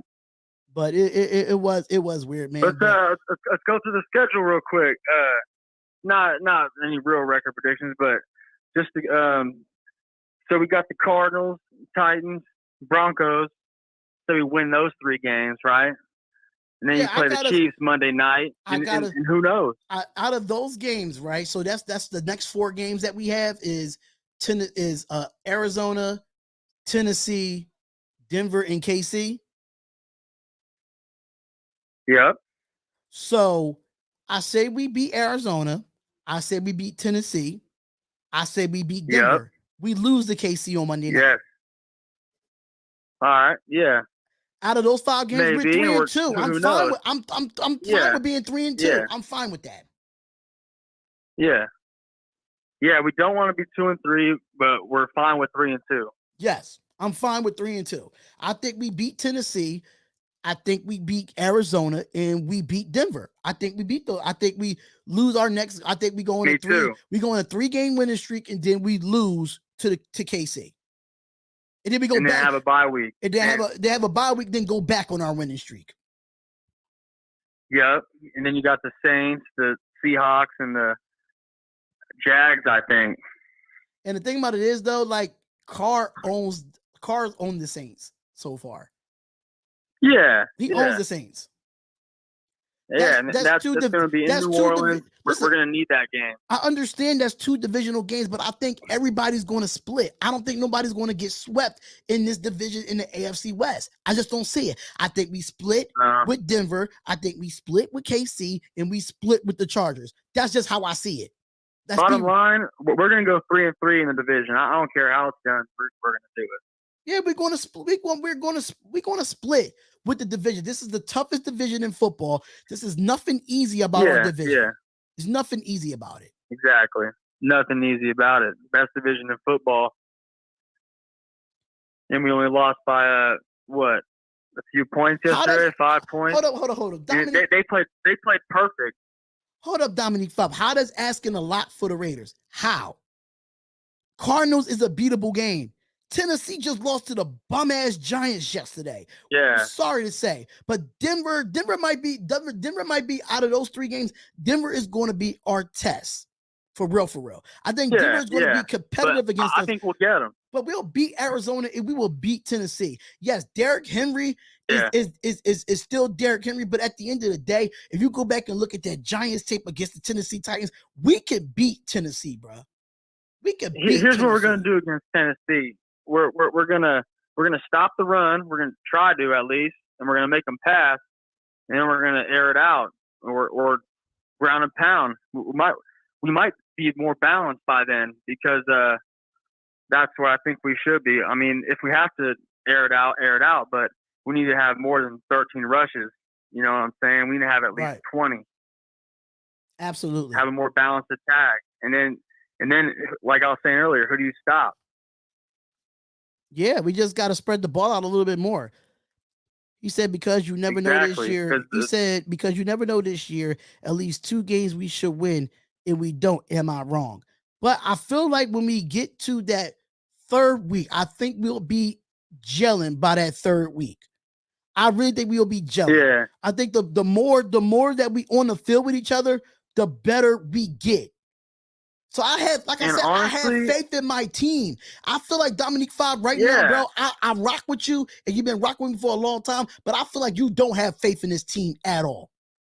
Right. If you don't have faith in your team, why are you? Yeah. I just feel like you don't have faith. Especially I right understand now. you want to be realistic. And yes, I'm being realistic, but I feel like Arizona is not better than us. I feel like Tennessee is not better than us. And Denver is going to give us competition. I think we beat Denver by a field goal. But I don't think Denver's better than us either. I just feel like I have hope and I have faith with my team. Yes, I understand we looked bad yesterday, but I feel like we could bounce back these next couple of games. I really think so. The more repetition, the more chemistry, the more gel, and you're going to see a different team every single week. It's just my belief. Am I saying it's going to happen? No, but if you watch, sorry, I cut you off, Spotlight. No, go ahead. If you watched the game yesterday, you would see that McDaniels, he had some good play calls in the red zone. We had Adams lined up outside, could have caught a couple fades. Carr probably overshot him on one of them, but they'll get that down. And he actually threw him a TD pass that kept us in the game. And but I feel like we'll start integrating the run, and we'll be more balanced and have more chemistry, like you said. But listen. I understand you say you agree we should spotlight, but come on, we do this every year. I think the culture is different this year, Dominique 5, is what I'm saying. I think the culture is different. Yeah, why are you worried about the past? And that's the problem with the Raiders. This is the problem with the Raider Nation and the Raider fans, because they so stuck in the past with Super Bowls and the accomplishments that we did in the past and what we did in 2016, and they not talk about what's relevant. I understand that we went through bad stuff every year, and everybody vouched for John Gruden to be the coach, and I told y'all he was not a great coach anymore. He should have stayed at ESPN and did Monday Night Football. But no, the Raiders fans wanted pass, and think that John Gruden was going to be our savior. Am I saying Josh McDaniels is going to be our savior? No. But is he going to bring a positive culture to this organization? Yes, he is. He's going to bring a positive culture. So as Dave Ziegler, all of them is going to bring a positive culture. I'm not looking at the past. Whatever happened last year, period. Spotlight. I was actually one of those people. I thought Gruden, he had our culture together, but I didn't see what the change could be like. He was actually he did too much with the team. He was I feel like he was a little too stressful. Definitely. Mm-hmm. It was a lot of toxic, shit going on. And, I feel like why even think about Gruden anymore? Why not just, people got to see everything that's going on. You can't just point out one guy and blame him. It's like back when Gruden tore the team down to rebuild, shit, those are some bad couple years there, Absolutely. Year or two. And people don't understand that because they just want to blame one person or whatever, and they're always worried about the past, but they don't see they don't see what we're doing right now. I guess what we're trying to do. I guess. Absolutely. So I do see that I got some missed calls, Marcus, though, but it's really great. Calling up here and talking, man. We could talk all day long, brother, about football. I mean, that's what's one thing about us. Anytime, man. We know our football at the end of the day, brother. We know it. That's right. And I always tune in here and there, and I always like what you're talking about because I can see that you've been a fan for a while. Yeah, man. I've been a fan since '98, man. Even though I've probably been a fan longer than that, but as a kid, I didn't understand football like that at the point. And I was watching it with my family when I go over to Oakland. My aunt and my uncle lives over there. They from the East Coast, but they've been living in Oakland for the last 25 years. And they just been rocking out with the Raiders ever since they moved there. And when I used to go over there every summer as a kid, the silver and black, where they watched the old school NFL films, the commitment to excellence, the Al Davis, it gravitated to me. And I was like, you know what? I'm going to become a Raiders fan right here, right now, back in '98. And I ain't never turned back since. So, hey, I still watch my history even before me. Even before me, I still watch it, man. Yeah, you got to know it because, shoot, we've never been lucky enough to have like a Brett Favre or an Aaron Rodgers, Right. or to have two quarterbacks for 30 years. We've had probably 30 quarterbacks or 50 quarterbacks in 30 years, right? We went through so many quarterbacks, I lost count. Right. So, people need to be definitely a little more appreciative. We actually got damn good quarterback. He just had a bad game, and we'll bounce back. Awesome. But Marcus, it's good chopping it up with you, brother. Mind you, Reaction Monday is officially back, so we will be doing this every single week after the Raiders game. Even we might have to do a Reaction Tuesday if we play on Monday night or something of that nature. So hey, you always willing to call up for Reaction Monday, brother. Man. Always. Right on, Spotlight. Take care, man. All right, man. Talk to you later. Yes, sir. Later. Shout out to my brother Marcus, man, from Sacramento. Shout out to my brother Marcus, man. Really do appreciate it. And Jake, you can say whatever you want. Boat up, brother. Y'all only beat us by 5. Y'all didn't kick our ass. Y'all didn't dog walk us out the field. If you want to call up here too, Jake, come on up here and call up too. Because I got some smoke for you too, man. I got some smoke for you. Yeah, them 3 interceptions might happen from Derek Carr, but let's just be real. Let's be real. Devontae Adams scorched y'all. Even though we lost, Devontae Adams scorched y'all. Like I said he would. To win by 5 with 3 turnovers. Facts. Win by 5 with 3 turnovers. Great. Y'all could have dog walked us with that. Let's be real. Let's be real, Jake. Let's be real. I knew the offensive line was not going to be that great, Jake. I knew this. I knew this going in, that it was a lot of uncertainty with my offensive line. I knew this.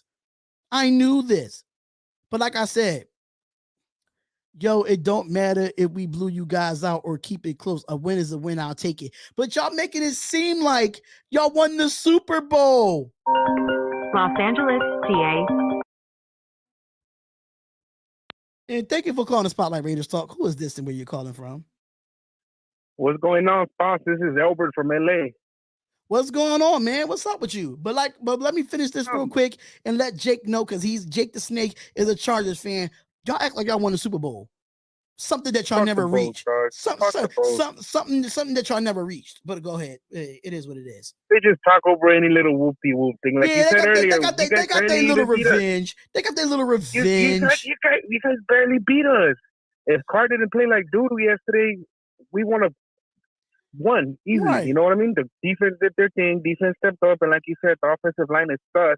Outside of Miller and James, everybody else is sus. So of course we're gonna have to adjust to that.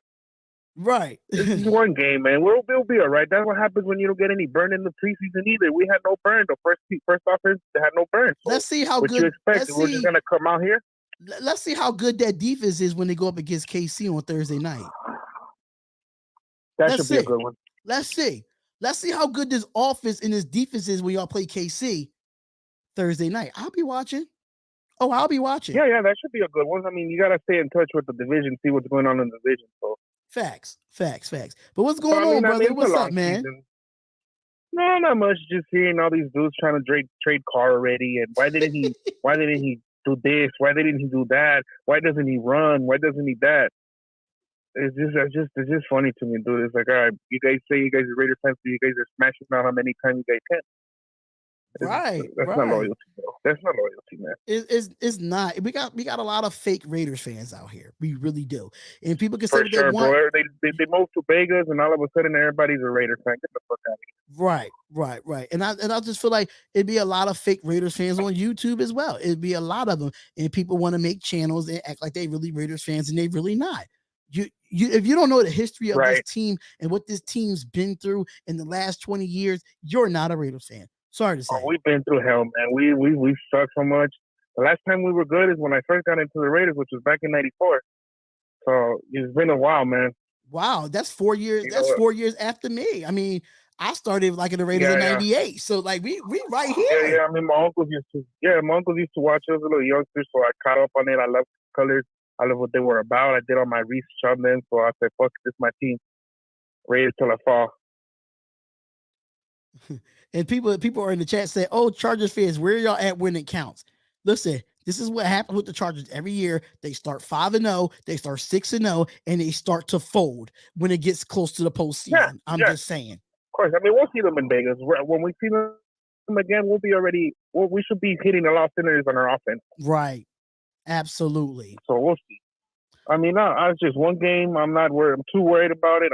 Adams balled out. We already knew that was going to happen. Who was going to stop it? It doesn't matter who was Even on. his homeboy J.C. Jackson played. He want to burn him like toast too. It don't matter who was on Davante Adams yesterday. He could not be covered. He just couldn't. Nope. He couldn't be His covered. car and his dumb little mistakes, his little mental mistakes he made. Right. And you know what? I have to big up Davante Adams because I don't know if you watch Raider Honcho either, but Raider Honcho put out a video. Yeah, Raider Honcho's a homie. Right. Raider Honcho put out a video of Davante Adams saying on that interception that Carr threw, he's saying that he could have helped Derek Carr on that catch. So he's admitting that he was wrong. And you know what? Like, I gotta go look at it for myself. But if he would have came back to the ball instead of giving up that interception, maybe he could have helped Carr. You know what I'm saying? I'm not saying I gotta look at incompletion. Instead of a pick, it would have been an incompletion. Yes, right. He could have swatted it down or something of that nature. But I see what Davante Adams is coming from when it comes to, okay, yeah, that was on me. I'm the reason why Carr got that pick. And you know what? I like the fact that he defended Carr. And you know what? A lot of people don't do that.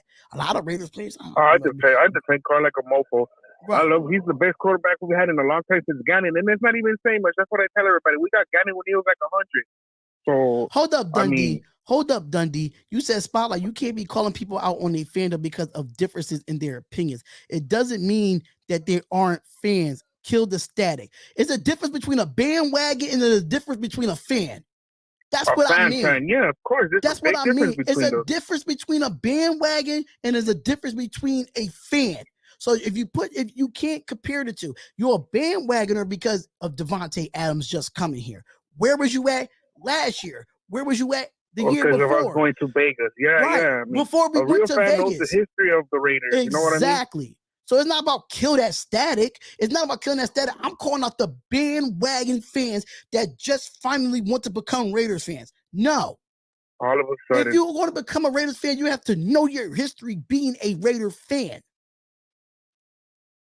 Exactly, bro. I mean, it's like you said, there's like a lot of dudes out here, they're Raider fans, they're doing the little media, but they don't even know. It's like Henny Hacho said last night. Half of you guys don't even know about football. Half of you guys didn't even play. Exactly. So a lot of people talk their opinions, and I don't have a problem talking their opinions, but you can't talk football with me if you've never been on a field or you never coach. You can't talk football with me because I'm all about analytics. I'm all about stats. I'm all about situationals. I'm all about scenarios in a live football game because I've been there. I played 10 years of football. I coached 10 years of football. So I got 20 years of experience playing football in general, from the little kids to professional. I've been there. So if you really want to talk football and break down film with me, I would make a Patreon and y'all could come in the chat and y'all could break it down with me and see how much knowledge do you know. And that's the type of fandom that I like. Right. I mean, I don't know, bro. I mean, what you think we're going to do about the offensive line? But something needs to be done, man. How are we going to give a back-to-back sack when it counted the most? Okay, so basically is what I'm saying for this offensive line. I think, and I said this to Marcus on the last call. I said that I felt like Josh McDaniels was experimenting a bit too much during the game. That's where the preseason is for. That's right. That's what the preseason is for. You have to make those experiments and make those substitutions at offensive line during the preseason games. Me personally, I think Dylan Parham and Mumford should be the starters. My personal opinion. If you notice, Mumford's a beast, dude. He's gonna be good. He's gonna be good. If you notice, Mumford got in the game, and we started running the ball effectively when he got in the game. I don't know why we got away from the run. Jacobs was running violently, man. See, if that was me as a play caller, if it ain't broke, don't fix it. I'm gonna keep running right down their throats. Down their throat. Run down your throats until you stop it. And that's where you come off the play action. You could stop it. And that's gonna create the big plays. So play action, and all of that. You know what I mean? But I just feel like we got away from the run when it was working. Absolutely. Yes. And I just feel like we averaged 5.7 yards to carry on 13 rushes the whole game. Like we got another thing too. Isn't enough.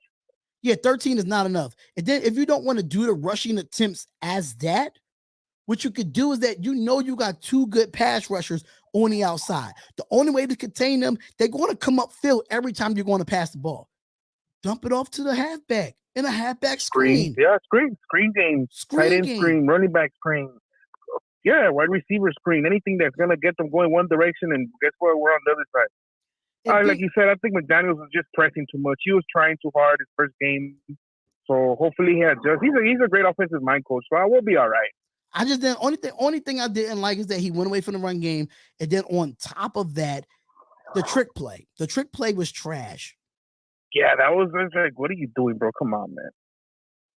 Yeah, I mean, hey, it is what it is. But no matter what, Raider Nation till I die, bro. I'm gonna ride with my Raiders. He said, "No, you're not talking about bandwagons. I have a different opinion at the moment, and I've been a fan for a while. I know what I saw. You know what you saw. You know what you saw. But at the end of the day, I'm talking about bandwagons. I'm talking about bandwagons because now it's all of a sudden it's all these Raiders fans coming out the blue. I've been doing this YouTube shit since 2016 with the Raiders. Only reason why I'm only at where my subscribers is at because I was inconsistent. But we're not going to do that. Now everybody want to jump out the woodworks and be a Raiders fan. I'm not talking about YouTube content creators. I'm just saying in general. Overall. I'm not saying just the content creators because I think all Raiders content creators are Raiders fans. They are. But I'm talking about the bandwagon fans that's talking about get rid of Carr or fire Josh McDaniels after week 1. That's not a real Raider fan. That's not realistic. That's dumb, man. That's not realistic. I got mad inboxes saying, "Oh, Carr should be traded for Jimmy Garoppolo, and Carr should be and Josh McDaniels should be fired." More hot shit than fucking Carr. Look, the only quarterback that I would switch for Carr would be Aaron Rodgers. Other than that, none of these quarterbacks out there interest me. And that's what kills me. He'd be the only one he'd be the only one that I'd pull the trigger for. Other than that, nah. I'm gonna be honest. It's a lot of things that I could say on this live stream that I'm not going to address, but I'm gonna keep it to myself because I turned this channel around to address certain people. I turned this channel around, and I'm gonna say what I said. Bandwagons are bandwagons. It's mad bandwagons on all teams. Everybody want to be a Rams fan. Everybody want to be a Rams fan now because they won the Super Bowl. And I see plenty of them. Yeah, all of a sudden. I have a prime example of this guy named Freddie Henson that I know that's have his own sports network. He was a Giants fan all his life. But just because he's from Los Angeles and they won the Super Bowl, he's a Rams fan. That's what I mean about that's what I mean. Now we got Devontae Adams, and everybody wants to be a Raider fan, especially them probably them former Packer fans now. Let's be real. They are now Raider fans. You see, that means you're not a team fan. You're a player fan if you're chasing the player. You know what I mean? There's a difference, which is cool too. You know what I mean? If you're like a certain player and you follow wherever they go, then you're a team fan, not a player fan, not a fucking team fan. Right. Exactly. But whatever. To each their own, bro. Everybody has their own opinion. They're entitled to their own opinion. Right. And I, like LeBron James. Like, I'm not a fan of LeBron James. I'm not a fan of LeBron James. But if we have he's a Laker to me. People like the Lakers because of LeBron James. And that makes them bandwagon. Like, come on. If LeBron James goes back, if LeBron James go back to Cleveland, he's going to like the Cleveland Cavaliers. He's not going to like the Lakers no more. That's what I mean about a bandwagon. If Devontae Adams left this team today, how many Raiders fans will still be out there after Devontae Adams leaves? Only the loyal. The loyal ones. Facts. Yeah. The loyal ones. So that's what I mean. Yeah. It's been so many bandwagons in my inbox. It makes no sense, man. It makes no sense. It's mad bandwagons in my inbox on Twitter. It's terrible. It's terrible. People like that, you don't gotta give them any time, bro. Don't waste your energy on them. Yeah, I'm not. That's why I'm not wasting my energy on them because it's something like I it's pointless to argue with people. Right. I'm getting too old for that. I'll be 37 in March, bro. I don't have time for all that. People can say what they want about Spotlight, but Spotlight's going to be here. They're going to do what they want. They can say whatever they want. And everybody could go back and tell everybody in somebody else's Discord that I don't care about. Because I know it's a lot of, I'm telling you, bro, it's a lot of things that I could throw out there about people screen recording my lives on Instagram. That's why I don't go live on Instagram anymore. People probably screen recording this right now and putting it in somebody's Discord. Why are y'all worried about Spotlight? Why? There's a lot of people, a lot of haters out there, bro. But you do your thing. I've been catching up with you for a minute already. You straight, dog. I like the content you bring out. I like when you bring your homies out to talk about, chop it up about football, about sports, either way. You know what I mean? I'm just a passionate Raider fan. That's all I am. I'm just a passionate Raider fan. And I respect the OGs in this community. I respect the OGs that got me started to make a Raiders channel. For real. I respect them. I have no issues with the OGs on this YouTube stuff. I have the utmost respect for them. My goal is to get Mikey Raider on my channel. That is my number one goal. Because he's the number Mikey one. Raider, no G. Mikey Raider is the number one Raider YouTuber on YouTube. Sorry to say, I respect Simone Raider. I respect Murph Fans Radio. I respect the Las Vegas San G. But when it comes to an OG, Mikey Raider is the best. In at the time before on the YouTube for a while. And before Mikey I remember Raider, him from back in the day. Right, he had 43,000 subscribers until YouTube shut it down. He had the most out of any content creator on here. I mean, outside of Mitchell Renz, because Mitchell Renz worked for Chat Sports, that makes sense. That's different. That's more pull right there. Mitchell Renz got all that pull. Yeah, that's Mitchell Renz. He has that. He has that. But outside of Mitchell Renz is Mikey Raider, and then it's everybody else. It sucks that they took him down like that, though, huh? Yeah, he got to restart his channel. And that's why his page got shut down 3 times, bro. 3 times. That's why he goes live on Twitch now. He goes live on Twitch. And whatever he puts on Twitch, he just uploaded to YouTube because he keeps getting shut down. I mean, you can say whatever you want about Docs and Raider Honcho. I don't think Docs and Raider Honcho are OGs yet in this game. I don't think they've been doing it for a minute, but not like you said, not like some more Raider, not like Raider Mikey. Right. Like they've been in the game for a minute. If you look I got love for fucking Honcho. Yeah, Honcho's I like new to the game because he knows a lot about football. You know what I mean? So if anybody's gonna put you up on game or make any sense, it's gonna be him. It's Honcho. Facts. Him and Raid the Tape. People can say what they want about Raid the Tape. Raid the Tape. Yeah, I like his breakdowns. He's smart. Yeah, no, he knows what he's talking about. Two little youngster knows what's up. Right. He's smart. He's smart with it. And I love the up and coming guys like Raider Ray. Raider Ray is another smart guy out there that's trying to get to that 1,000 subscriber mark. And that guy is smart. He is smart. And I respect it. But I'm not, one thing about me, I'm going to give respect to what made me make a YouTube channel about the Raiders. Right. That's it. Because I've been doing this. I've been doing this YouTube stuff since 2016. And I got 3 other YouTube channels outside of this one. Oh, so yeah, other sports stuff you do. I've seen that. Yeah, I've seen that. So you're a little all over the place. Yeah. What's going on, Raider Room? What's going on, Raider Room? Salute to you in the chat, brother. Appreciate it. I mean, back to the Raiders. I think we'll be all right. I just felt like we really needed to win that game yesterday to be all right in the division because that division is tough. Absolutely, we will be fine, man. We will dropped be the good. Ball there. Yeah, we'll be fine. But I just didn't want to lose to the layman's Chargers. Yeah, I know it's a division rival. I could completely understand that, man. So I could completely understand it. So yeah, man, it's one loss. We're going to beat Arizona this week. I feel like now. Yeah, I'm sure Cart got off all the rust off of him.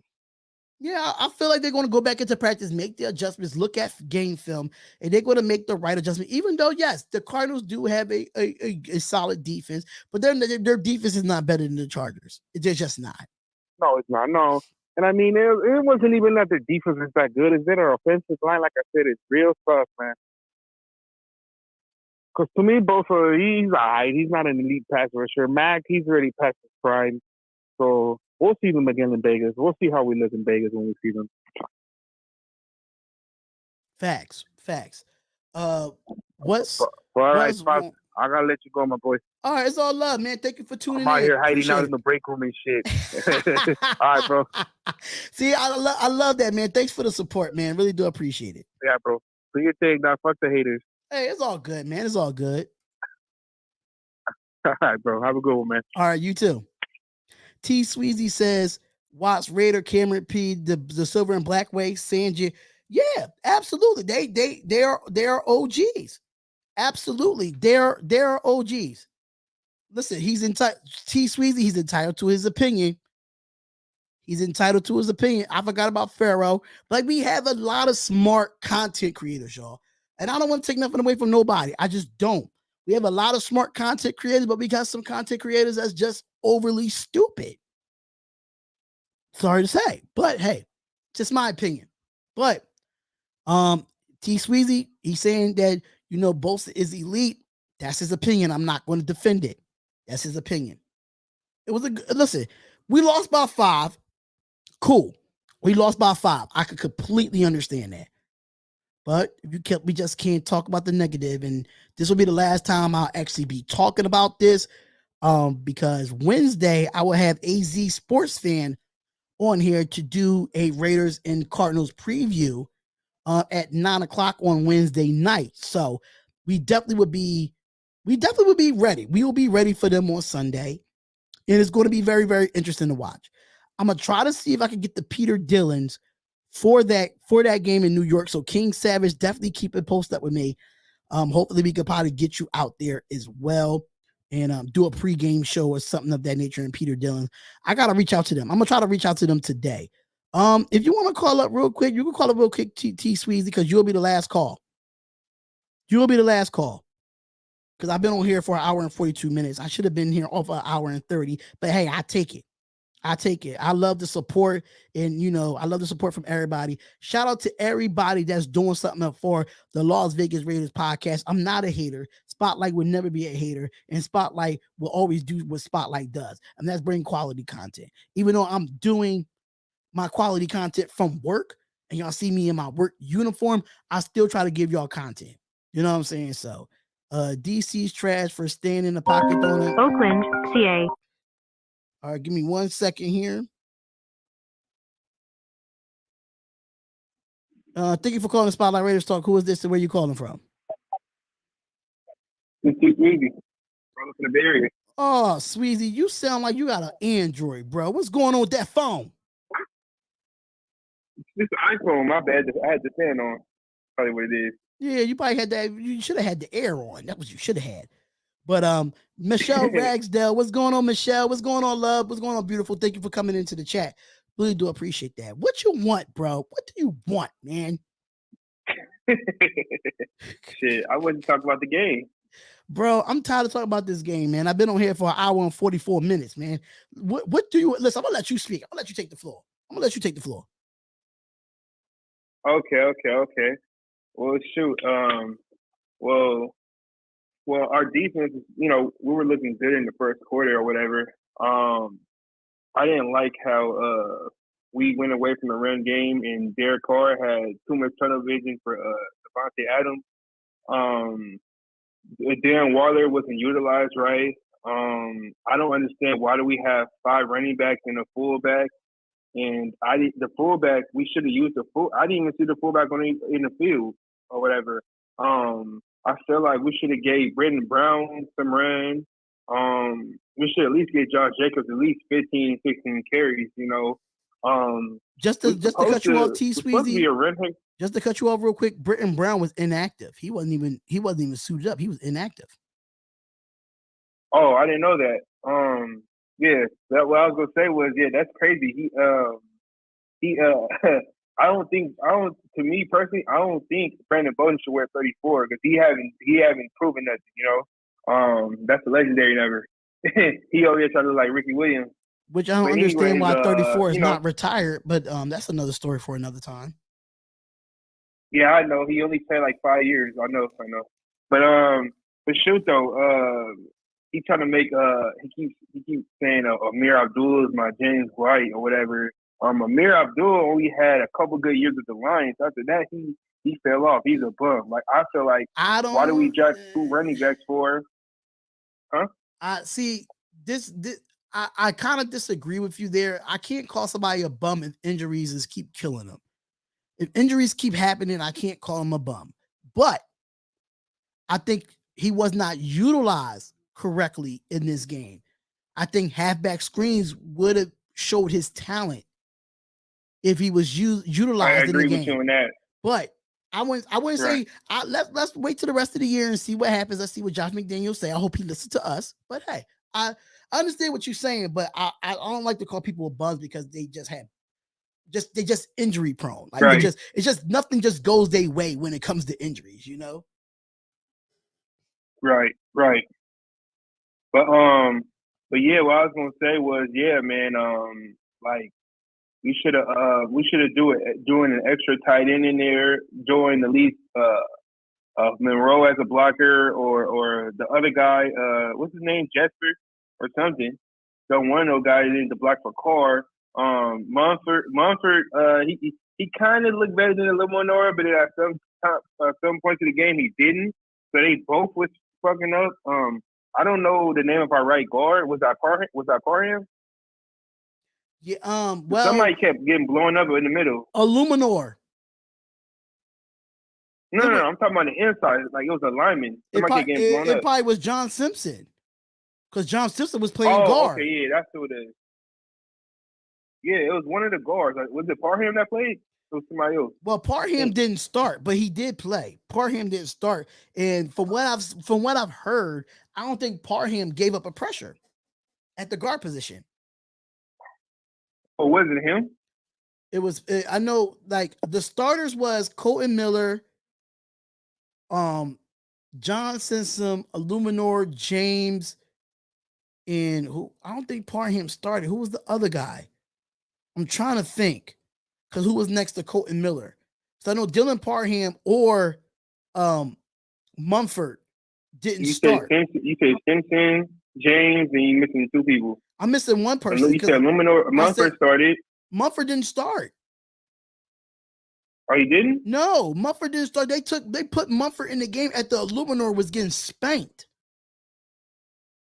They kept switching them. That's all I seen. Yeah, they kept switching them. I didn't really get to see the first quarter. Oh, Lester Cotton. They showed it was the Lester Bengals Cotton. game. That's what it was. It was Colton Miller. It was that guy. Yeah, it was Colton Miller, Lester Cotton, James, John Simpson, and Illuminor. That was the 5 that started, and then Lester Cotton got hurt. Yeah. Yeah, I ain't gonna lie though, bro. Like I ain't gonna lie. I'm kind of scared for this offensive line, bro, because a lot of people kept sleeping on the Chiefs, which is crazy. I never slept on the Chiefs, man. Like okay, they lost Tyreek Hill, they lost Tyrann Mathieu. Okay, they replaced Tyreek Hill with Juju, and they drafted some good players, and then they added Justin Reed. You know, he's a pretty good young safety or whatever, and I forgot what they signed. But like that team, man, that's a scary team to, you know what I mean? Like that's why I never underestimate the Chiefs. You know what I'm saying? Right. And then plus it's a divisional rival too. You know what I mean? So they know us better than anybody in the league because we play them twice a year. Absolutely. But yeah, let me go. I'm sorry for going off topic. Let me go back to the game. But yeah, the game. Yeah, our corners kept getting beat left or right. Teamer looked like a fucking practice squad player. Abram was nowhere to be fucking found. Chandler Jones didn't get no fucking pressures. Or if you're not gonna get a sack, at least get some tackles and some pressures. Crosby had a couple good plays, but he didn't do anything.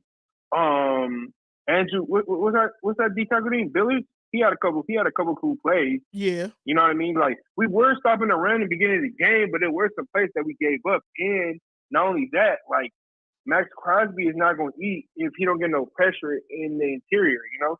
And then where was Jonathan Hankins? I didn't see him on the field. Why we didn't put him in?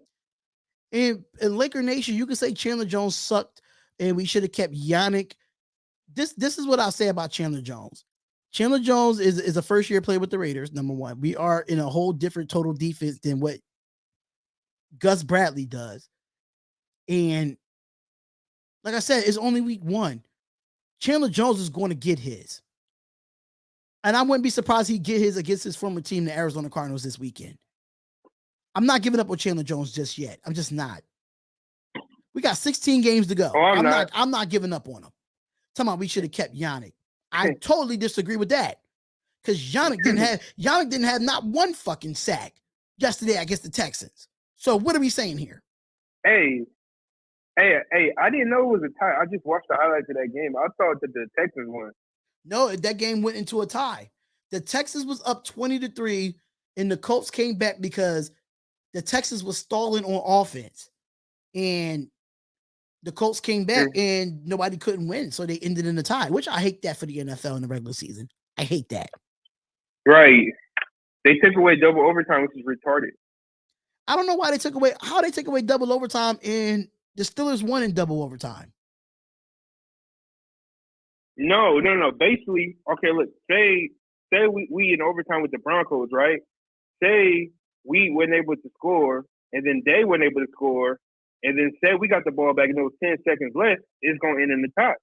They're not going to give us a chance to flip the coin and the ball off. They're not going to let us do that. They took that away. Okay. That's trash.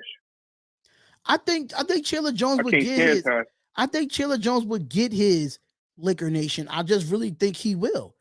And, and just to, it's a lot of rust on both sides. A lot of the starters didn't play in the preseason, which I thought that was the issue. I think some of them should have played in the preseason, but not all. But at least some of them get like at least one rep or 2 reps. Huh?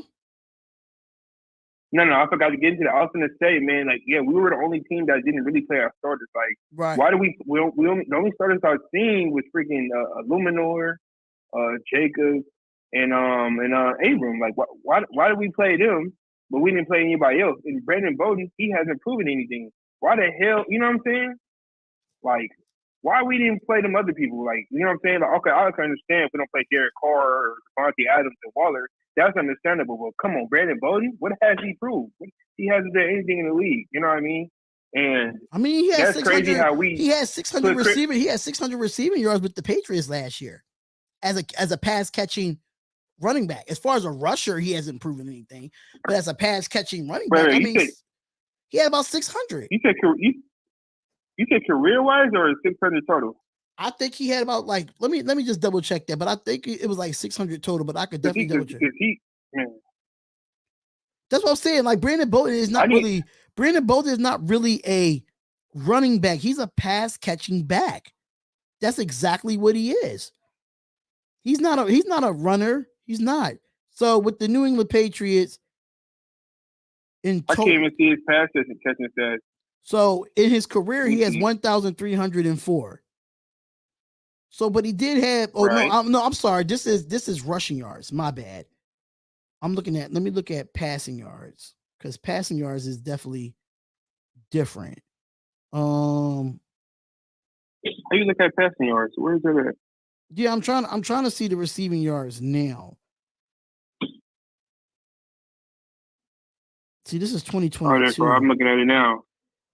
All right. No, last year, he had 41 receptions, 405 yards, averaged 9.9 yards, and he had 2 touchdowns and 0 fumbles. As far as the passing, he played 17 games. It's not bad for a pass catching running back. That's not bad. I never saw him as a first and second down running back. I just don't see him. I see him as a third down back that could definitely get the yards out the backfield. That's how I see Brandon Bowden. I don't see him as a running back like a Josh Jacobs. Because that's why I said it should have been Jacobs, Zamir White, and Bowden as the third back on the depth chart. Or put Britton Brown there. One or the other. I mean, I don't mind putting one of those running backs on the practice squad, but you know what I'm saying? Like, I'd have been cool with just, you know what I'm saying, Jacobs, Brandon Bowden, and or Britton Brown and then Zamir White on the practice squad. You know what I mean? 'Cause to me, Britton Brown is better than Zamir White. Now that I disagree with. Now that Why you say that? I think that Zamir White is more of an overall running back than what Brandon Bolden is.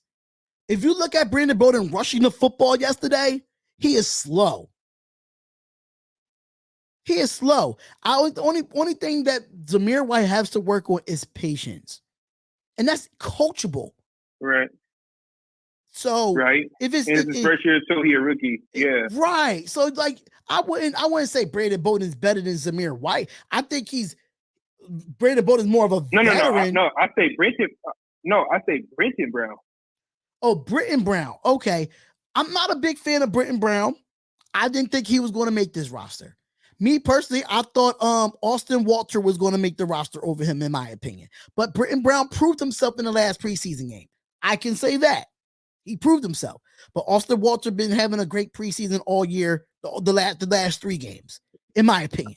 But hey, Britton Brown gotta put on some more. I don't know. It's just something. I don't know. It's just something missing about him that I'm trying to figure out. I like Austin Walker, man. I just wish he made the team, man. Yeah, and we have so many injuries coming in now, so it's just like it's really, really tough. It's really tough that we went into the game with no injuries, and now we got a list full of injuries. But this is what happens when you don't play, when you don't hit in practice. Yeah. This is what happens when you don't hit in practice. And I understand you want to protect the players. Cool. But you knew this is a violent game, regardless of how much the league try to protect it. It's a violent game.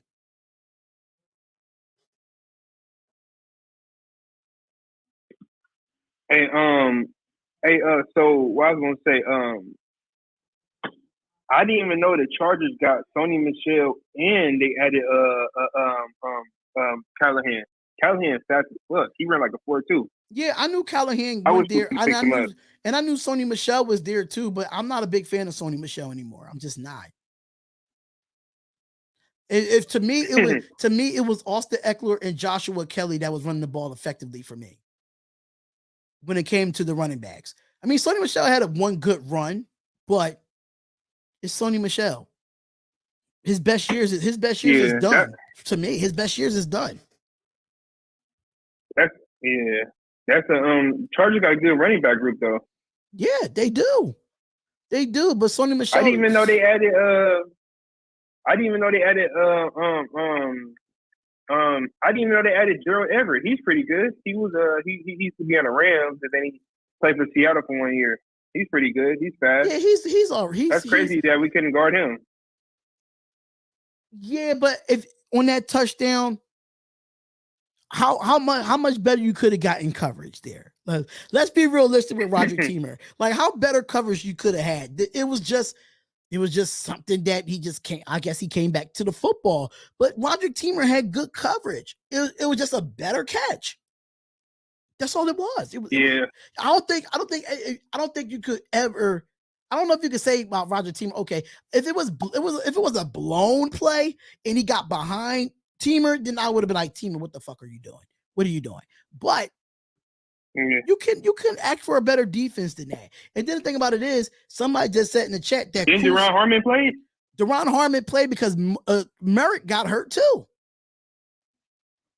Merrick got hurt? Yeah, Trayvon Merrick got hurt too.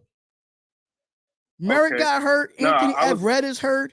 I didn't watch every single play, so yeah. Yeah. DJ, I don't even know how DJ Turner got hurt. I didn't even see him out there. He didn't even get in. So how did he get hurt? I seen him one play on special team. That's what I'm saying. How you get in and be a special team player and get hurt? Make no sense. Yeah, and that's another thing that got me too, though. Kuntz only played 3 snaps. Why? Who played 3 snaps? Malcolm Kuntz.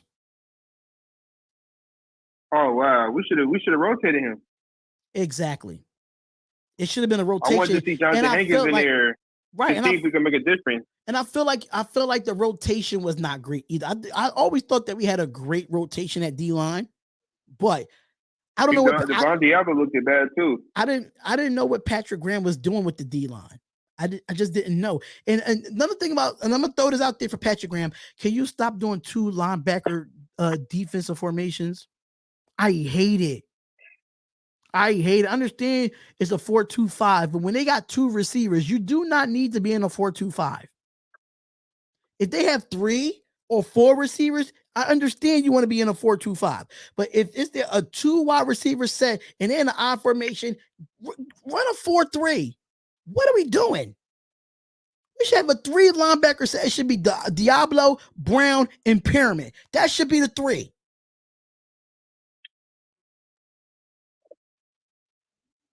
My God, that pisses me. I think the 4-2-5 is the worst defensive formation in my opinion. It's the worst. Because if you look at it, Chandler Jones is standing up the whole time. He should have put his hand down someplace. But I understand he's a 3-4 player though. Right. And you see the fullback got a touchdown on got their first touchdown because he went into the flat and we only had 2 linebackers. What happened? He was wide open because we only had 2 linebackers in that formation. Unfortunately. Wow.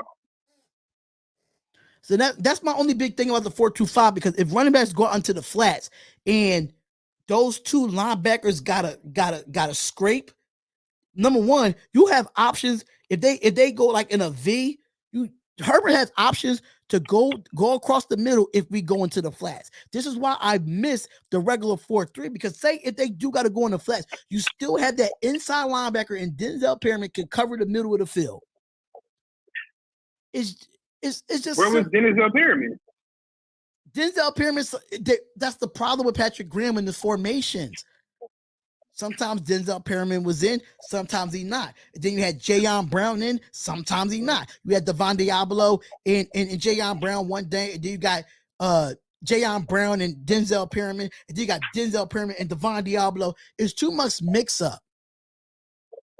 It's too much mix up. Even though Denzel Pyramid got hurt in this game, but if he got hurt, put Luke Masterson in there. What are we doing? Man, I like Luke Masterson. I feel like he's gonna be special in a couple of years. Throw Luke Masterson in there. And then you can't get pressure. If you want to do rotation, put Bowers in there. That made the team. Tashawn Bowers. Put him in there. Get him some burn. You got to start using these players, bro. You got to start using the players that you put on the roster. You got to. But hey, bro, it's what do you think about the 2 cornerbacks you pick up? I like the young dude from the Jets. I don't like the Roby dude. He's the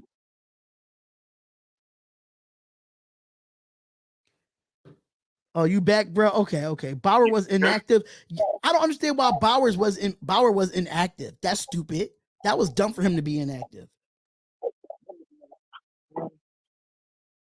You hear me, Gary? What you say? I said, what do you think about the 2 cornerbacks he picked up? I like the little young dude from the Jets. He really fast, but we wanted to develop him. And then the other dude, Roby got away with that pass interference call against the Saints. That could have the Saints could have went to the Super Bowl that year, and they would have stumped on the Patriots. He a dirty player, though. I'll tell you that. I think Josh McDaniels is going to make something happen. He's going to work out with the offensive line and everything of that nature. But we are past the 2-hour mark, T Sweezy. I got to get off here, bro. I've been on here since 5 o'clock, bro. 5 o'clock Eastern Standard Time. And but when can we collect? Say that again. When can we collect?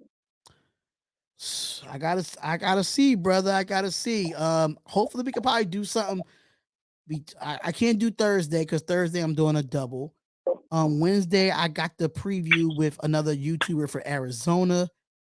We could probably talk about something on probably tomorrow or Friday. That would be my best 2 days, honestly. I should be on. Okay, you said tomorrow or when? Between tomorrow and Friday, because Wednesday I got the preview between Raiders and Cardinals. I got a Cardinals content creator coming on the show, Then Thursday I'm doing a double, and Friday I'm free. So at the 3:00. So hopefully. Okay. Well, I could do that. shoot. So hit you up on your Instagram. Yeah, absolutely. I know sometimes I'll be reading it and stuff be going on because I cover 5 Instagram accounts. So yeah, because of my other stuff that I be doing. So I'll be just because I didn't just because I seen it doesn't mean I'm going to reply back. It takes me a while, but I'm going to reply back. Yeah. I'd be like, oh, he read my message. Yeah, I read it, but You're listen, right. I get mad notifications through each account. You know what I'm saying? Stay on, bro. Pass it on to a true patriot of the channel. I mean, if I ever want to give this channel up one day, I might give it up to somebody that's worthy of it. But I'm not giving up this channel no time soon. I'm just not at this point. So, for James Farrell said, who wins tonight? Even though I don't like to say this, but I think the Broncos win tonight. I would love the Seahawks to get an upset, but I think the Broncos will win this game tonight on Monday Night Football, unfortunately. So, Sweezy, thank you for coming on, bro. Really do appreciate you coming on here and talking, man. It's all good. Spotlight. Thank you for bringing me on. I'm an up-and-coming YouTuber, bro, so I'm trying my best. So I just start back putting out content again. But it's hard for me to do it because I don't have a source. You know what I mean? Like I don't know where to get information from. I'll go to you guys' page or I'll go to Raider Scout. I don't know any other. You know what I mean? So people be putting out false information. If you have a Twitter, let me know and I'll tell you the people to follow on Twitter. Because I get my sources from Raider Scout and I get my sources from Vinny B on Twitter. Vinny B is one of the closest people. He has a radio show that's actually on the Las Vegas Raiders app. He's actually like in the building. Like, so I get most of my stuff from him as or Ian Rappaport or Adam Scheffner. Those guys, whenever they put out Raider stuff, I try to I don't have a Twitter. You need one. Twitter unless yeah, what's Twitter like? Because I know it got posters and stuff and videos, right? Yeah, but Twitter is like where most of the information and the sources come from all my Raiders news. It comes from Twitter because if you hashtag Raider Nation and then once you put that as your tweet, just tap on it. You'll see everything people talking about Raider Nation. Why? Like seriously, like that. I found all my stuff via Twitter. Okay. Yeah, so just that way I would know what to put out or not to put out. You know what I mean? Right. And then even if Raider Scout put out something, Raider Scout is a legit source as well. So definitely, if Raider Scout puts out something, throw it up there. One thing about YouTube is all about consistency, bro. It's all about consistency. The more you put up, the more the algorithm push you out. Right. It's hard. Yeah. It's hard, man, to get subs and stuff like that. You know, I don't got that many because then these people be having 500, 1,000. I'm not even nowhere close to that. Yeah, you just got to keep putting it out there. And if your niche is just Raiders, you're going to recommend. You're going to be in the recommendations with other Raiders content creators. But we'll talk more about it, man. Just hit me up on Instagram because I got to go, man. Definitely. Thank you, brother. I appreciate it. I'm gonna hit you on Instagram. All right, no problem, man. No problem. All right, salute, nation. Salute, brother. Salute. And that is T Sweezy, and I'm going to close the phone lines, ladies and gentlemen. I ain't going to close the phone lines. That is it, everybody. We went over the 2-hour mark, and thank y'all so much for being here on the Spotlight Raiders Talk. We're going to do Reaction Monday again. We're going to have the preview show on Wednesday with AZ Sports Fan. He's going to be a great content creator. He's almost at 10K subscribers over there for the Arizona Cardinals. We're going to have some fun, man. Thank y'all so much for being on the 2-hour show. Make sure you comment, like, and subscribe to the show, man. Spotlight Raiders Talk. Roll to 7,500 subscribers. We're out of here, y'all. Peace, love, and blessings. We gone.